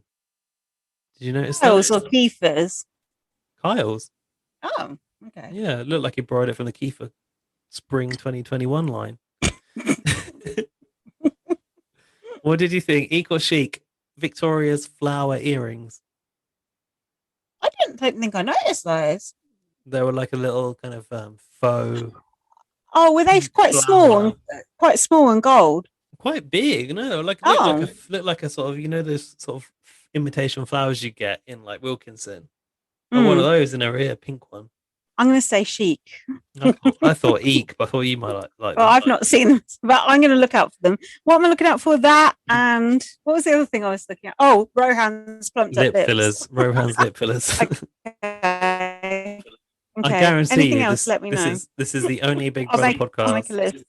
This is the only. Sorry, a bit of lag there. I guarantee you, this is the only Big Brother podcast talking about Rohan's lip fillers. You will not hear that anywhere else. I can absolutely guarantee you that. Not even Julie Girl, I've got that shit. No. Who said this? This person used me as a pawn on their HOH, and it's my turn to buy time to return the favor. Oh yeah, then I thought it was going to put Victoria off. I was like, no. And then And it cut to both of them, and they were both yeah. And I was like, no. So Austin went up as a replacement for Rohan, who obviously used the POV on himself. I've written Slimy, where are your morals now? What about your kids? What about them? Well, Kiefer the other day was going around going, oh, I feel so bad because I put a target on Victoria and it wasn't her. And, what are my kids going to say? And now it's like, I literally promised Austin safety in the HOH, but I just put it on the block. Well, you can bounce checks in the Big Brother house, and sorries are as good as whatever your attack of the week is. Fuck all. And then at the end of the episode, it said, the announcer guy said, who will become the invisible HOH? And what does that even mean? I love that, because when he said who will become the invisible, I was like, what does that mean? And then he actually asked my question. I like the Big Brother announcer guy. It's fun. To be honest with you, I already knew the invisible HOH is going to be gold. Don't you think? It's going to be gold. Yeah, I like the idea. How did you know? I just think it's going to be good. Like, obviously, they're going to not know who the HOH is. It's going to be like kind of a witch hunt. Like, oh my God, it's this person, it's that person, it's me, it's you, it's me. And it's going to be a real twist on this format, which I'm sure people who are devoted to the American game are not going to be happy with. Because they want it the same way, week in, week out, year in, year out. I just want to watch the same old show time and time again. But at least Canada has the gumption to go, you know what? Here's something new, never been done, and we're going to stir it up. Just for the sake of it, here it is. Yeah, thanks. Shout out Trevor Boris. I think Trevor Boris is probably the one to thank for all of these twists because he's been around the world. Yeah. He definitely had his paws on that mole veto, that's for sure. Oh, definitely. Just like when he was with us in Weatherspoons. I tell you what, shout out to Trevor Boris. He's also the producer on Canada's Drag Race as well. So I imagine didn't know that. We probably would like that show just for that reason. I wouldn't. I hate Drag Race. Oh. Right, am I talking us through the noms? Yeah, Not I mean, the I've also got the eviction. I've also got notes on the eviction too. But yeah, we can. Have you got strong notes or just half-assed notes? I mean, I wouldn't say strong, but let's see. I've got a couple of things to add. So. Okay. Yeah. So, Arissa's outfit. Discuss. It's the flower power suit I've written because they got a power suit, right? Oh, nice! I like that. Flower power. It's quite 70s. It was a very bold look. You didn't like it, did you? I wasn't keen, but I didn't mind it. It wasn't like hideous. At first, I was like, "Ooh, I'm not sure about this," but it kind of grew on me. It was a grower, I thought. Like flowers. I have to say, I do enjoy a woman in a suit. And I don't know if I've spoken about this before on the podcast, but my ultimate women in suits is when the Spice Girls went to like an award ceremony and they were all wearing the same pinstripe grey suits. I think they even had canes as well. It looks so fucking good. Do you know what though? I absolutely hate wearing a suit, and I feel so disgusting in a suit and so frumpy. So when I see someone in a suit, I just think, oh no. But that could just be my own issues. I think it is. I think you're right. I mean, yeah, I think you need a certain frame to put off a suit. What as a woman are you saying? And it's someone taller than you. And Arissa's, we know, is like quite tall, and she's got a good leg on her. So she's really tall. You need the height. Arissa ain't tall. Arissa ain't tall. I don't know how you've constructed in your mind she's your height. She's not your height. Are you fucking joking? She's the exact same height as me. She is definitely not. What? Just she wears heels and I don't. I'm just going to refer to the cover photo on the BB on Blast Twitter. Actually, I was thinking of that too. Yeah, because she had heels on and I had trainers on. Do you understand? Do you understand? This is Big Brother. Do Do you understand? Come on. Show the receipts. Yeah, look at the top of my head, the top of her head.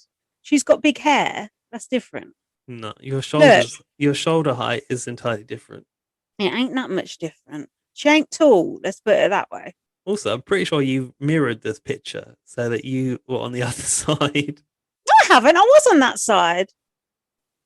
I don't mirror pictures. Somewhere else it's mirrored somewhere. I've seen it mirrored. So I'm like, look how good that's coming out on the pictures. Never usually come out looks the other good. phone.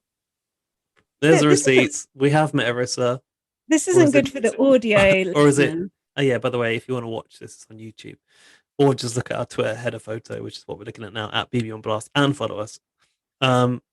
Is that the time we met Arissa, or was that just very good Photoshop? Could be. Could be. So, let me tell you what else happened. Austin is not happy. Kiefer just said, just call me the Grim Kiefer. Kyle was like, confronted Kiefer just after the ceremony, didn't he? This, by the way, was so confusing that I couldn't possibly note it. So I recorded it. Oh. Do you want me to play the audio for what happened when he called out Kiefer? Go on, see if it works. Let's talk about how good of a guy he is all the time, how respectful he is, how much your word means. The only person you gave your word to was a girl you just put on the block. Like, you're honestly the biggest hypocrite I've ever met in my life. Are you talking about Kiefer or yourself? Because you promised me your loyalty in this game, and all you did was drag my names ever since he won the power of veto.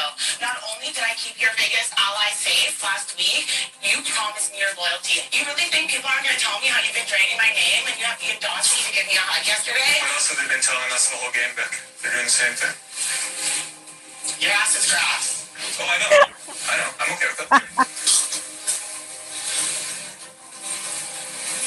I'm just calling stuff out that needs to be called out, that's all. The hypocrisy's crazy. Not calling you out, Vic.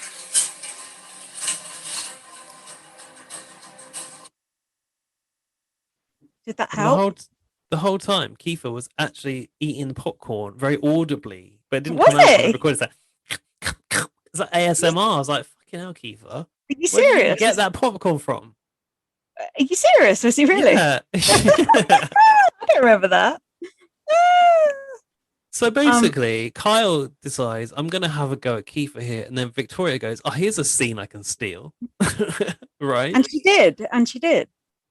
Your ass is grass. But like, it was weird because it didn't make sense for her to come for Kyle so publicly when they're kind of aligned by default. No, but Kyle had been mentioning Vic's name. He'd been writing down names. Oh. He had, and she'd heard about it. I like. Working with me, but he's been dragging my name to every person in this house. There you go. Yeah. Your arse is grass. I liked hearing your arse is grass. That's like an oldie but a goodie, isn't it? That's like a school thing you hear. Like, meet me after school. Your arse is grass.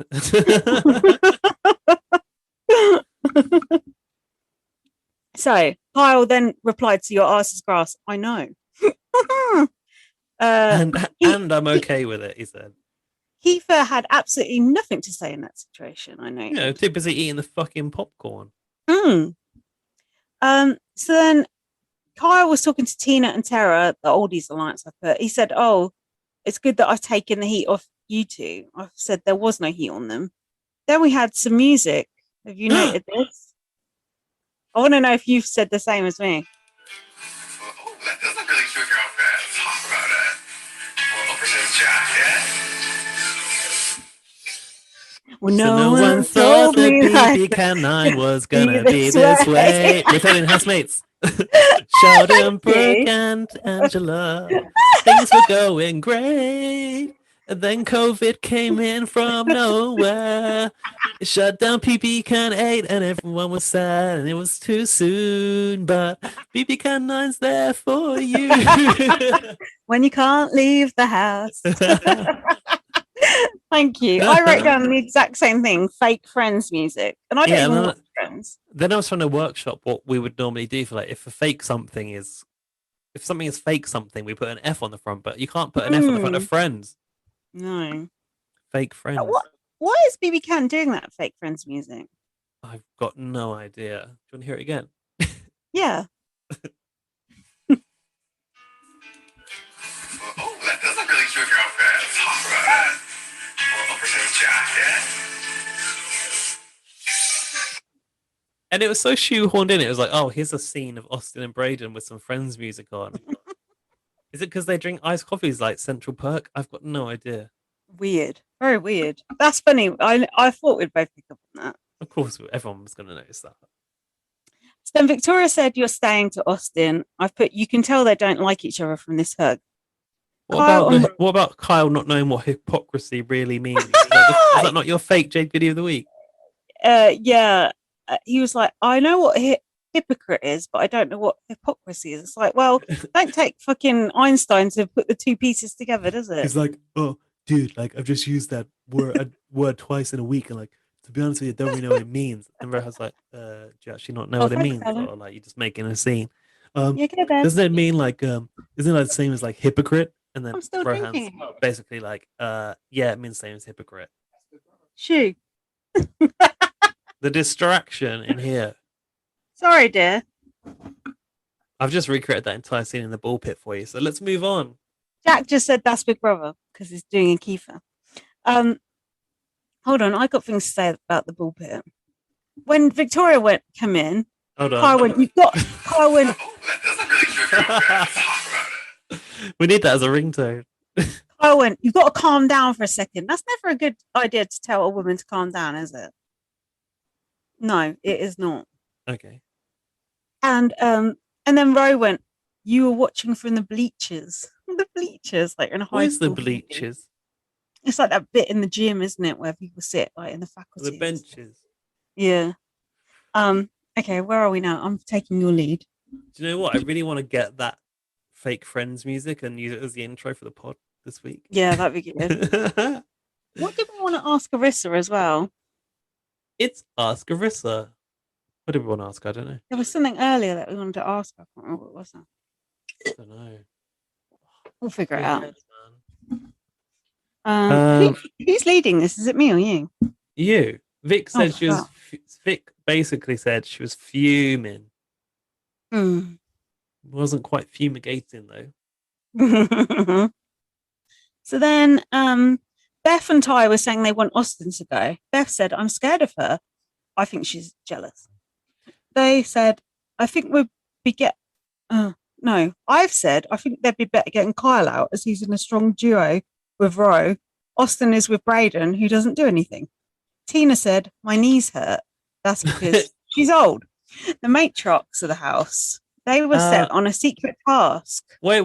I said that Ty and Beth are acting like Austin is a witch. Mm, Have you thought Drown that? It's like a witch. Yeah, drown the witch. mm. Also, I've written here, just in spite of what I said earlier, that Ty's got a toothy smile, I've written Ty's got a very cute smile. So maybe I do fancy Ty. I'm Make just your not mind ready up. to admit it. I'm ready.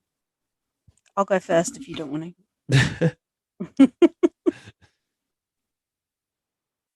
The secret task. What did you think of this? It was, they failed it, didn't they? It was a bit lame, wasn't it?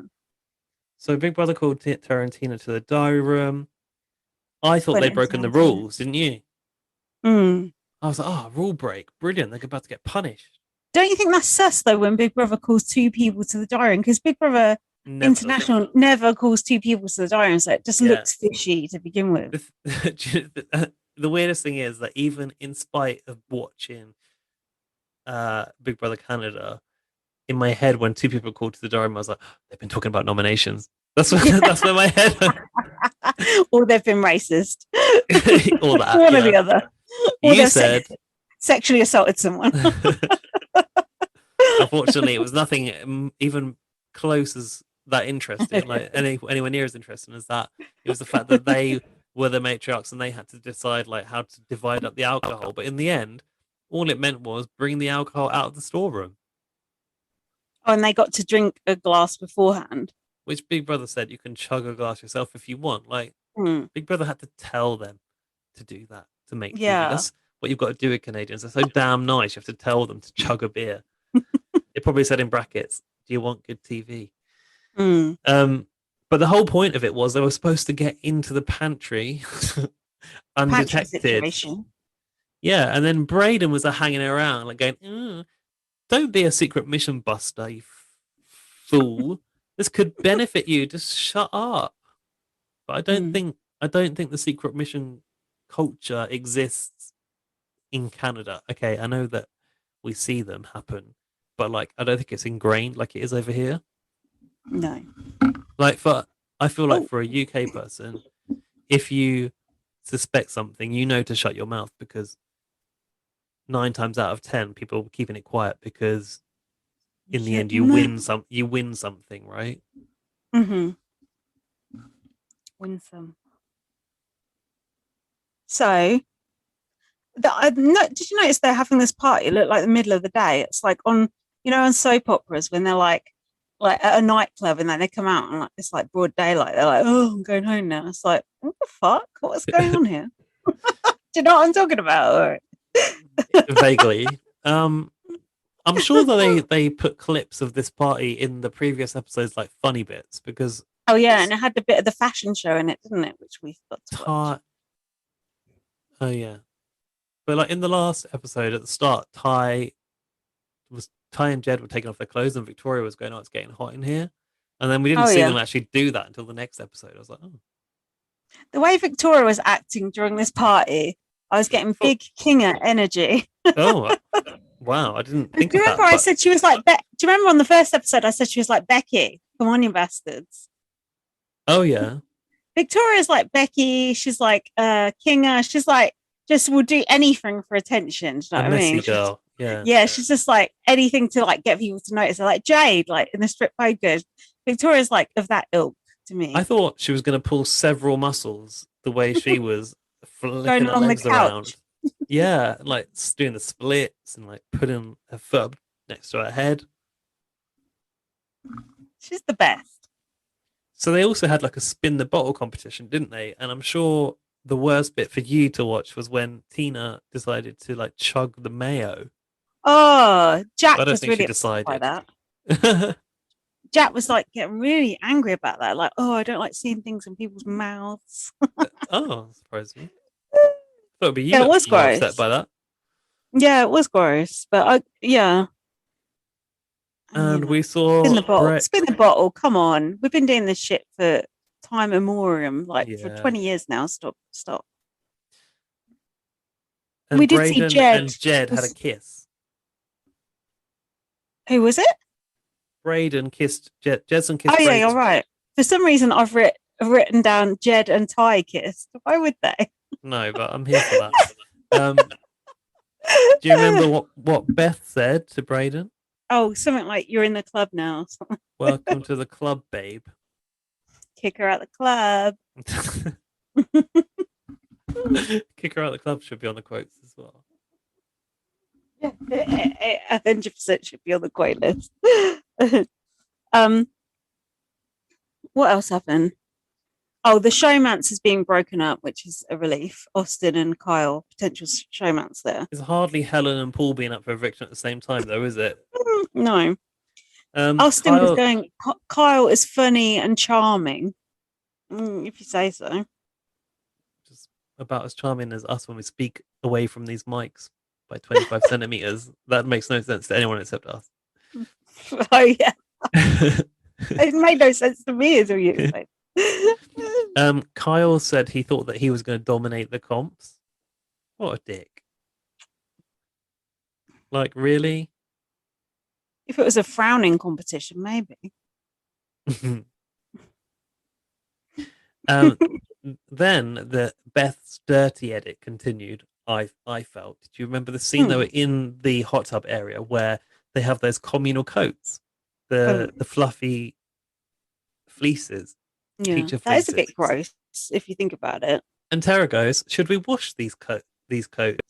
I put one on this morning and it really didn't smell nice." And then Beth said, I don't know. And I was like, "Oh, Big Brother's really doing her dirty with this Beth's not very clean edit." Just for breeze it, innit? Wash the fucking thing. If it smells, put it in the wash. Yeah, what the fuck? It's not that difficult, is it? Tara was getting pissed off that Kyle and Austin on the block were not campaigning because that's where she gets info and they weren't giving her anything. It's annoying that they weren't campaigning, but also she was being annoying, like trying to make them campaign. Oh, like hanging around them, being like, "Oh, I'm just Yeah, sitting like, here. fuck off. Like, Yeah, if only someone hi. would ask me, like, how Yeah. I would like to vote this week." Yeah. So the eviction's coming up. Anyone wondering how I might be choosing to vote? Perhaps a couple of people that are sitting on the block might want to ask me some questions.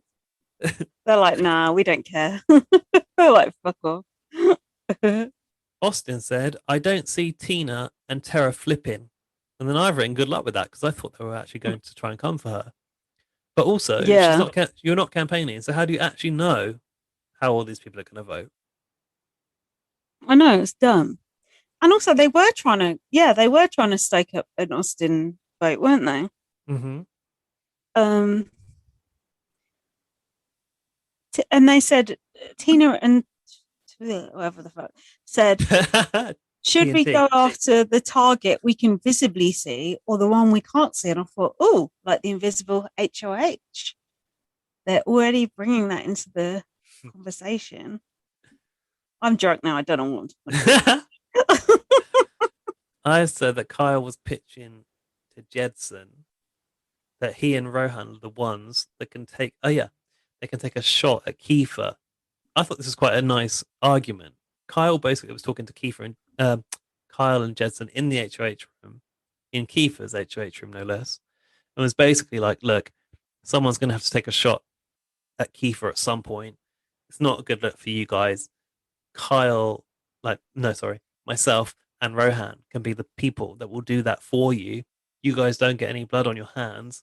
Kiefer ends up in jury. Of course, he's got your back." I was actually like, this is true. This is actually all, he speaks no lies. This is all very logical. And I think actually it's a really good argument from Kyle. Yeah, it was a decent argument. But I think the chips had already fallen. But I was actually convinced. I thought it was quite an effective flim flam section. And because BB Can has already been quite like up and down, hasn't it? I was like, maybe it is gonna go the other way. Well, I've literally written here strong argument, but I think Austin is going anyway. So like I didn't think Kyle needed to make these pitches. I really thought Austin was going because they all seem to be so convinced that she's a comp beast and she's scary. I just thought it just seemed like it was heading that way. And then Tara was like, oh, there's been a rumor that people are going after Austin. It's like, bitch, you started that rumor. It was quite effective, like her going around going, yeah, there's this rumor. It's like, you actually started that rumor, but it was actually quite effective. And I've put the moral of the story is don't bother campaigning because other people will do it for you. But I don't think that is a good moral of the story, to be honest. No. Who was doing it for them? Oh, Tara. Tara. Yeah. How the fuck do you say her name? Tara. And then Kyle was campaigning to Ty and Jed and said someone needs to take a shot at Kiefer. Yeah, that's that bit I just said about. Oh. Where he said like someone's going to have to take a shot and put him in the jury, and it can be me and Rohan. I was listening. It's the part where I said it was a strong argument, and you went, "Yeah, you're right." We always do this. This is why it's better. This is why it's better if one of us shuts the fuck up while the other one reads the notes. Yeah, you're right. I'm down to the eviction now, where I've noted that this year's house guests really dress up for the eviction. All of them. Kyle was dressed like he was going to a wedding. Did he have a pocket square or instead of his own funeral? Yeah, I think he did. Did he? Mm-hmm. I just realised that everyone was very well presented, and I thought, I wonder if they've told them to dress up on evictions or if they've decided to do that themselves. Because for an eviction, you know that's the day that everyone sees you, right? I mean, you should dress up on eviction unless it's a physical comp coming. Then you have to wear your sporty paraphernalia. No, that's not the word I'm looking for. Victoria was wearing. That's right. Victoria was wearing a dress I did not like, a white one. It looked horrible on front page. Oh, well, she looked like she was going to a wedding, which I think is why when they passed in the corridor, that Jedson kind of got down on one knee and pretended to give her a ring. That thing where they pass in the corridor just needs to go. It's like if you do that in the corridor, you're going to get like shot in the head. Just stop right now. Big Brother has outlawed all corridor exchanges. Good. Oh, I want to complain about something else as well. Yes. This what you've been up to section where they show housemates. Oh, here's some funny things you've done. It's the worst. No one cares. I don't want to watch that. I've already watched it once. I don't want to watch them react to it. Stop doing it. They do it in BBUS. They do it here. Just stop. What do you say? Also, they weren't even funny unless you are the housemates. A lot of the things that people were doing were not funny. And then Arissa goes, "Oh, good times." It's like, come on. Come on. Arissa don't believe that. No, I know she don't. I read her mind when she said that, and she was like, "Oh, filler." The thing is, they don't need this filler. They should just cut the filler and give us title sequence with people doing the folding arms. Oh yeah, and the turns to camera. Ostensibly. The What else hair flick. happened?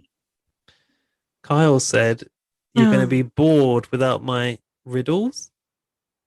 This annoyed me because that was a loser speech, wasn't it? You knew Kyle was going to go when he said that. I was like, don't fucking ruin it before it happens. Oh, I actually didn't clock it, but a more seasoned BB viewer would. Like me. What, you calling me old? No. I don't like that. I don't think you should be allowed to do that in your speech. You should be fighting to the end, not going, oh, well, have a good time next week. Tara voted for Kyle, which surprised me. I really thought Tara was coming for Austin, so that was a shock. And that was when the vote sort of seemed to slide. She was crying. Uncontrollably. She was crying. Oh, sorry, it was Tina that I meant when I said the first person to vote against Kyle in that alliance. Yeah, but Tara, I've also written that Tara was tearful. I've got a note here. Dan walked in when Ty entered the diary room to cast his vote and said, "Hey, beautiful," to Arissa, and said, he's gross," and then walked Dan out. said that. Yeah, because he was saying, "Hey, beautiful," to Arissa. Did Dan look at Ty's jeans? Maybe that was what swayed And his it could have view. been that as well. That was like, I mean, it was more knee than jean, to be honest. Yeah, it was. Wasn't it? I mean, I've got ripped jeans, but that was a more knee. just a rip than a jean. The sunset sign is so embarrassing, isn't it?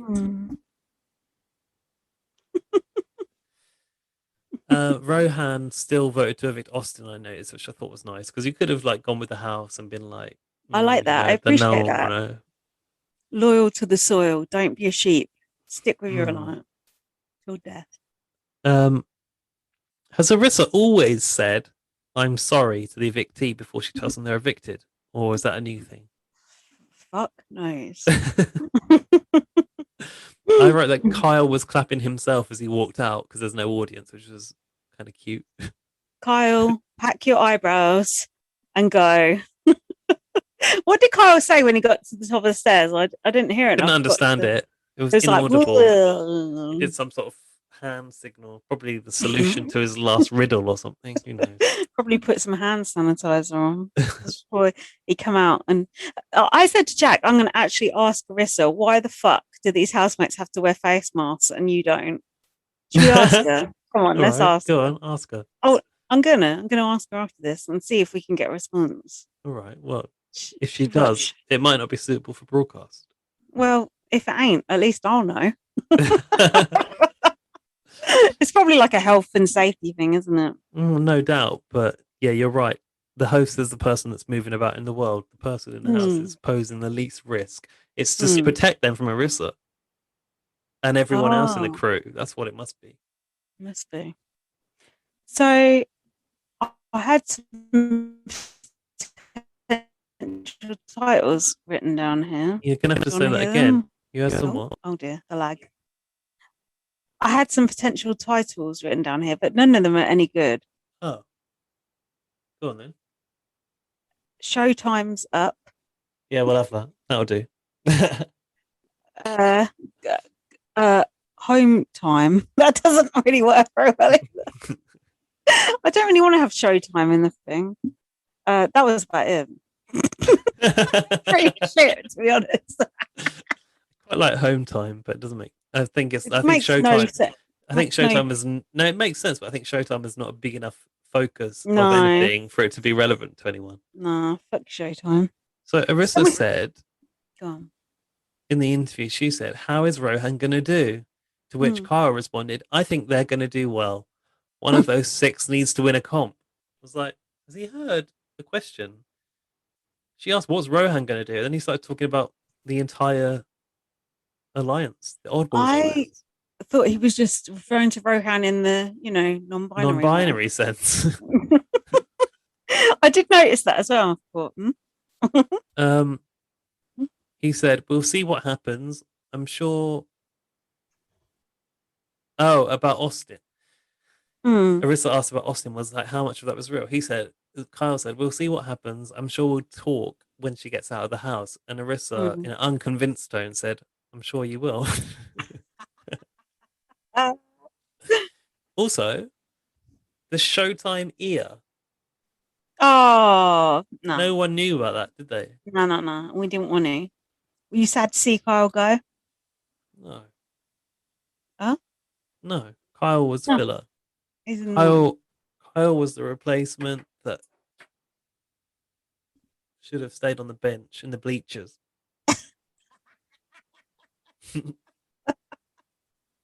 Agreed. Bring in the other Kyle. We'll have him instead. Yeah. Sending Kyle, the real Kyle Moore. Real Kyle Moore. Are you right there, dear? You're crying. Oh, I'm tired and drunk. That's why I'm Okay, come on. rubbing my eyes. Let's sort the shit out. Arissa announced a HOH comp that is so different you won't believe your eyes. I'm yawning and I'm shocked. It was the invisible HOH, and no one knows who they are, and I'll give they it the get best to edit play. for the people watching the video. And they get to play in veto. So they were all in their little separate booths. And they have to count rocks as they fall down from fuck knows where. And the funniest part was Jack had obviously switched off when Arissa was explaining what the fuck they were doing. And he just looked at the screen and said, "What the hell are they doing?" And I said, "They're counting the rocks." And he said, "Oh, they're just standing there."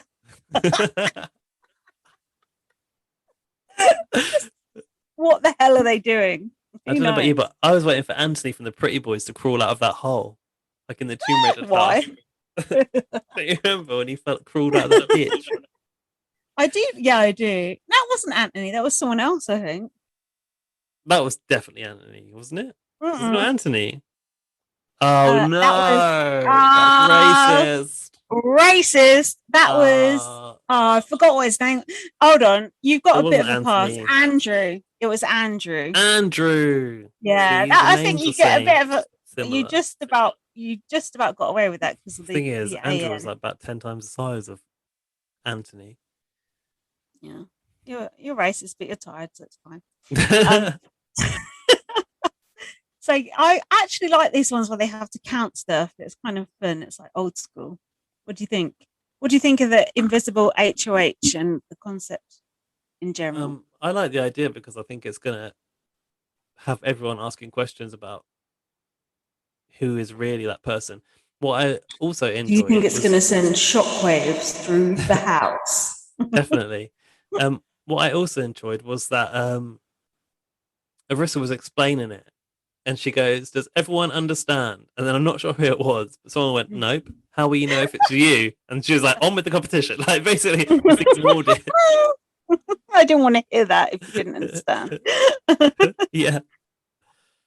I was just thinking. Shut up and count these rocks.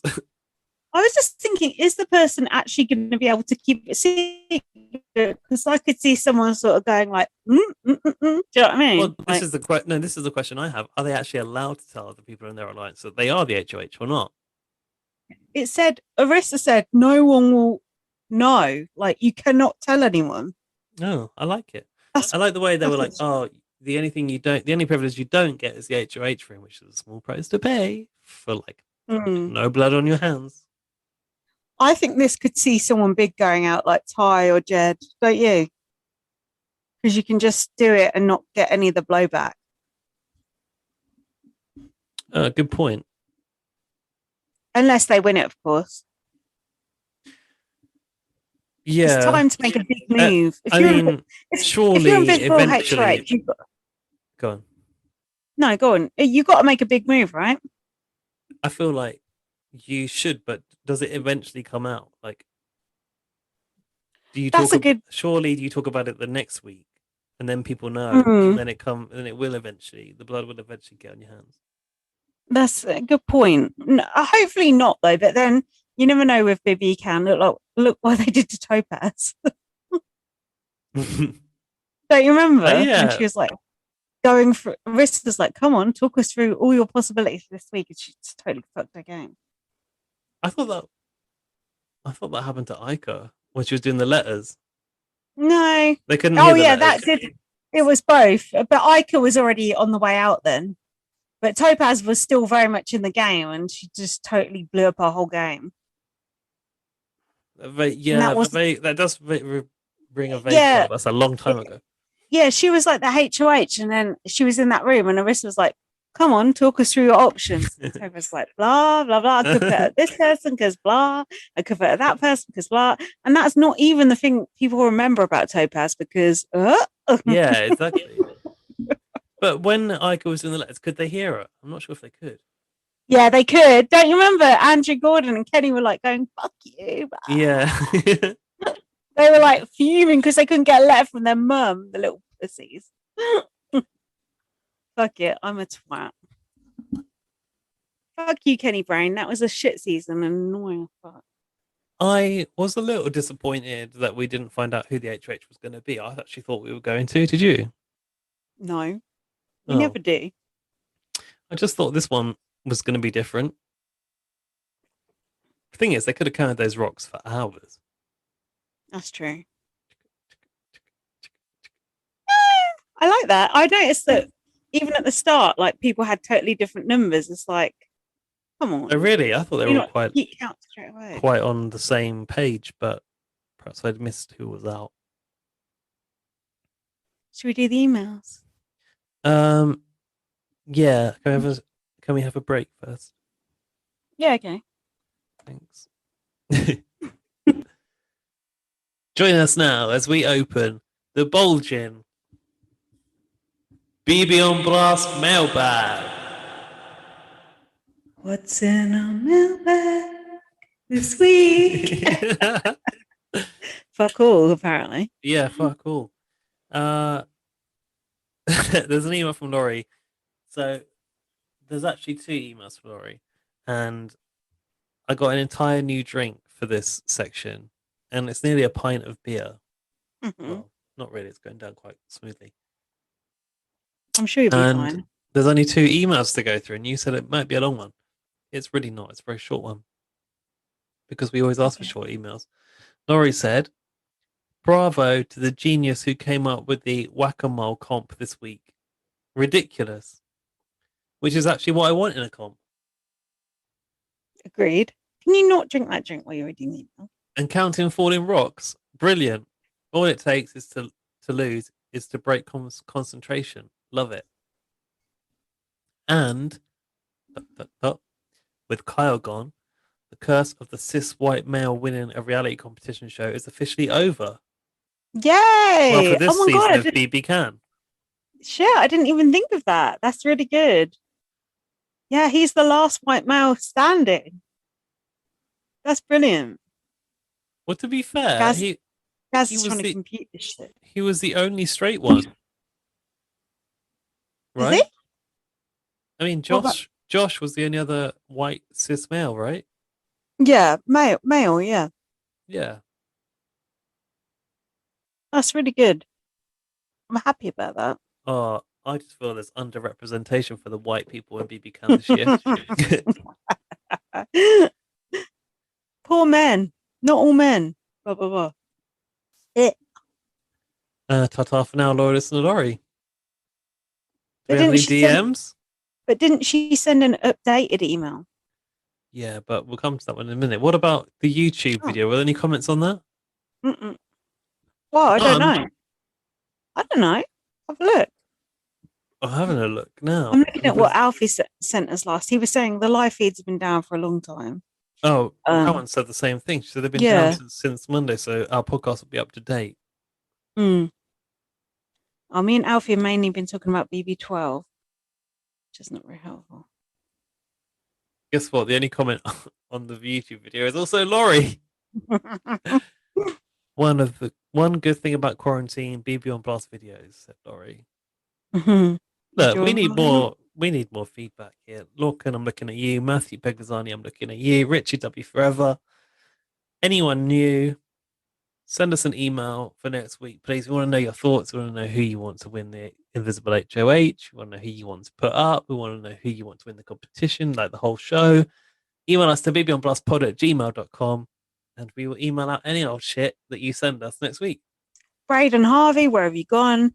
Matt from Stitcher, where have you gone? Matthew Pegazzani, where have you gone? It's Anthony Joseph, from you've not Stitcher. emailed us for about a fucking year. Who else? Wait, hold up. It's Anthony S from Stitcher, not Matt. Who's Matt from Stitcher? No, I said Anthony from Stitcher, didn't I? He said Matt from Stitcher. Did I?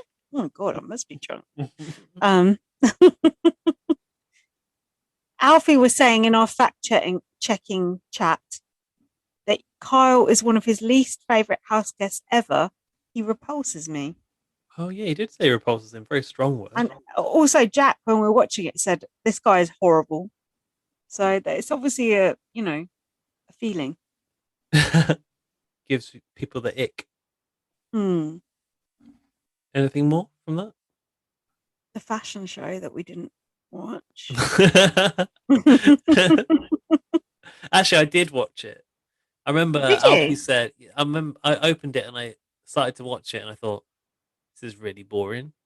And I remember Alfie said, oh, this is brilliant. And I was like, this is so fucking boring. And they were really trying to make TV. And Victoria was acting like the presenter. She's like, oh, yeah, today we have the judges. And she's like, oh, no, I'm going to do that again. And she like did it again like it was a new take. It's like, there's no director here. No one's doing the takes. Like, this is for who? You're trying to make TV, and I don't really want you to make TV. Mm-hmm.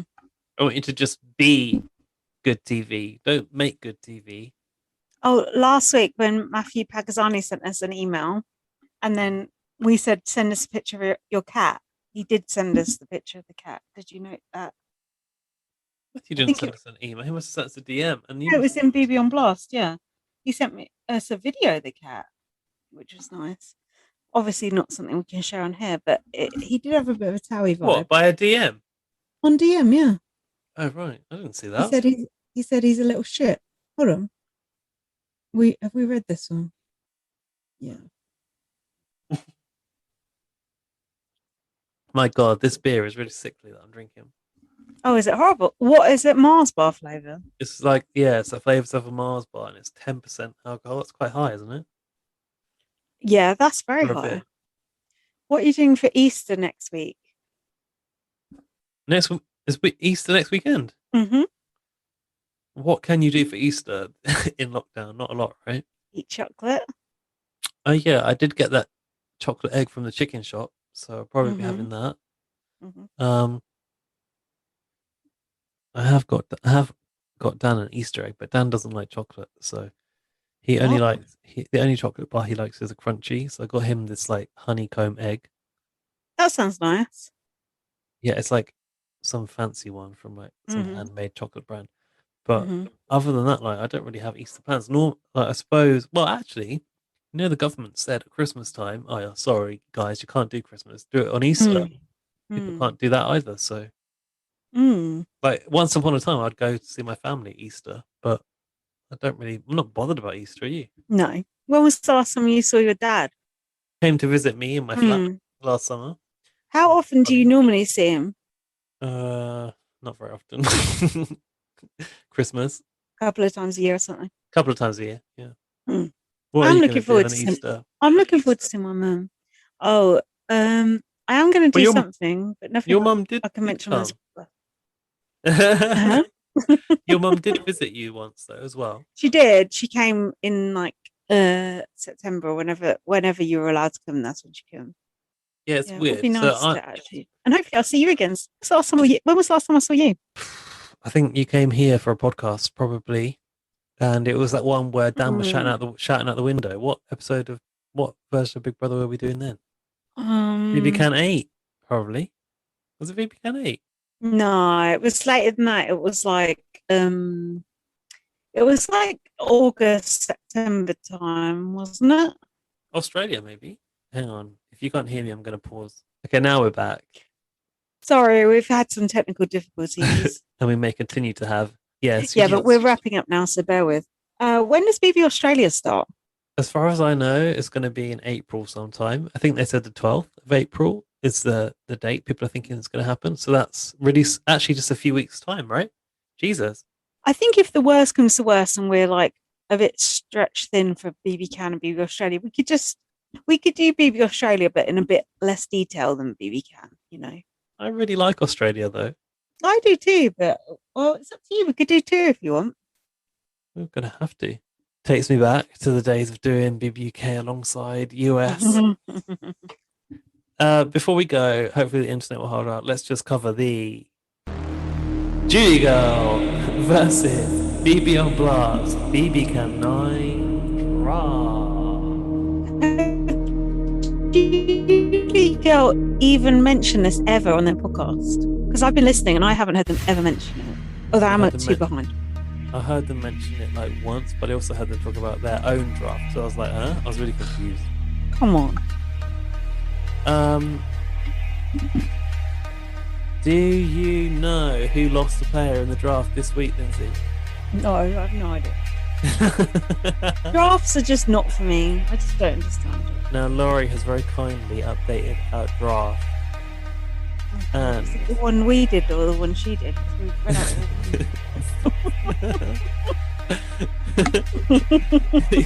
you read out her draft before. No, it's definitely our draft. I can confirm. And this week, the housemate that was evicted was Kyle. I know. And Kyle belonged to Lynsey. Oh, come on. Did he? I don't remember having him. Yeah, which means that you now have got Beth and Tyshawn left in the draft. I've got Jedson and Victoria. By the way, Laurie's decided to cross out the former house guest because she's accepted that no one's coming back. Yeah. And James has Austin, Brayden, and Tina. And Zach has got Kiefer, Rohan, and Tara. I still feel like, even though like we've only got so good. 2 people left, we're not in a bad position because we've got strong people like. Well, you've got Beth and Tyshawn, who are both sunsetters and likely to go kind of far. I think, to be honest, all 4 of us have got decent people. Like, there's no one who's like, oh no, you're definitely not going to win. Which proves it's like a decent season because there's apart from maybe chance. Brayden, Tara, I don't think they're going to win, do you? Oh no. But there's a chance that a lot of different things could happen. There's potential. You've got potential. rushing around.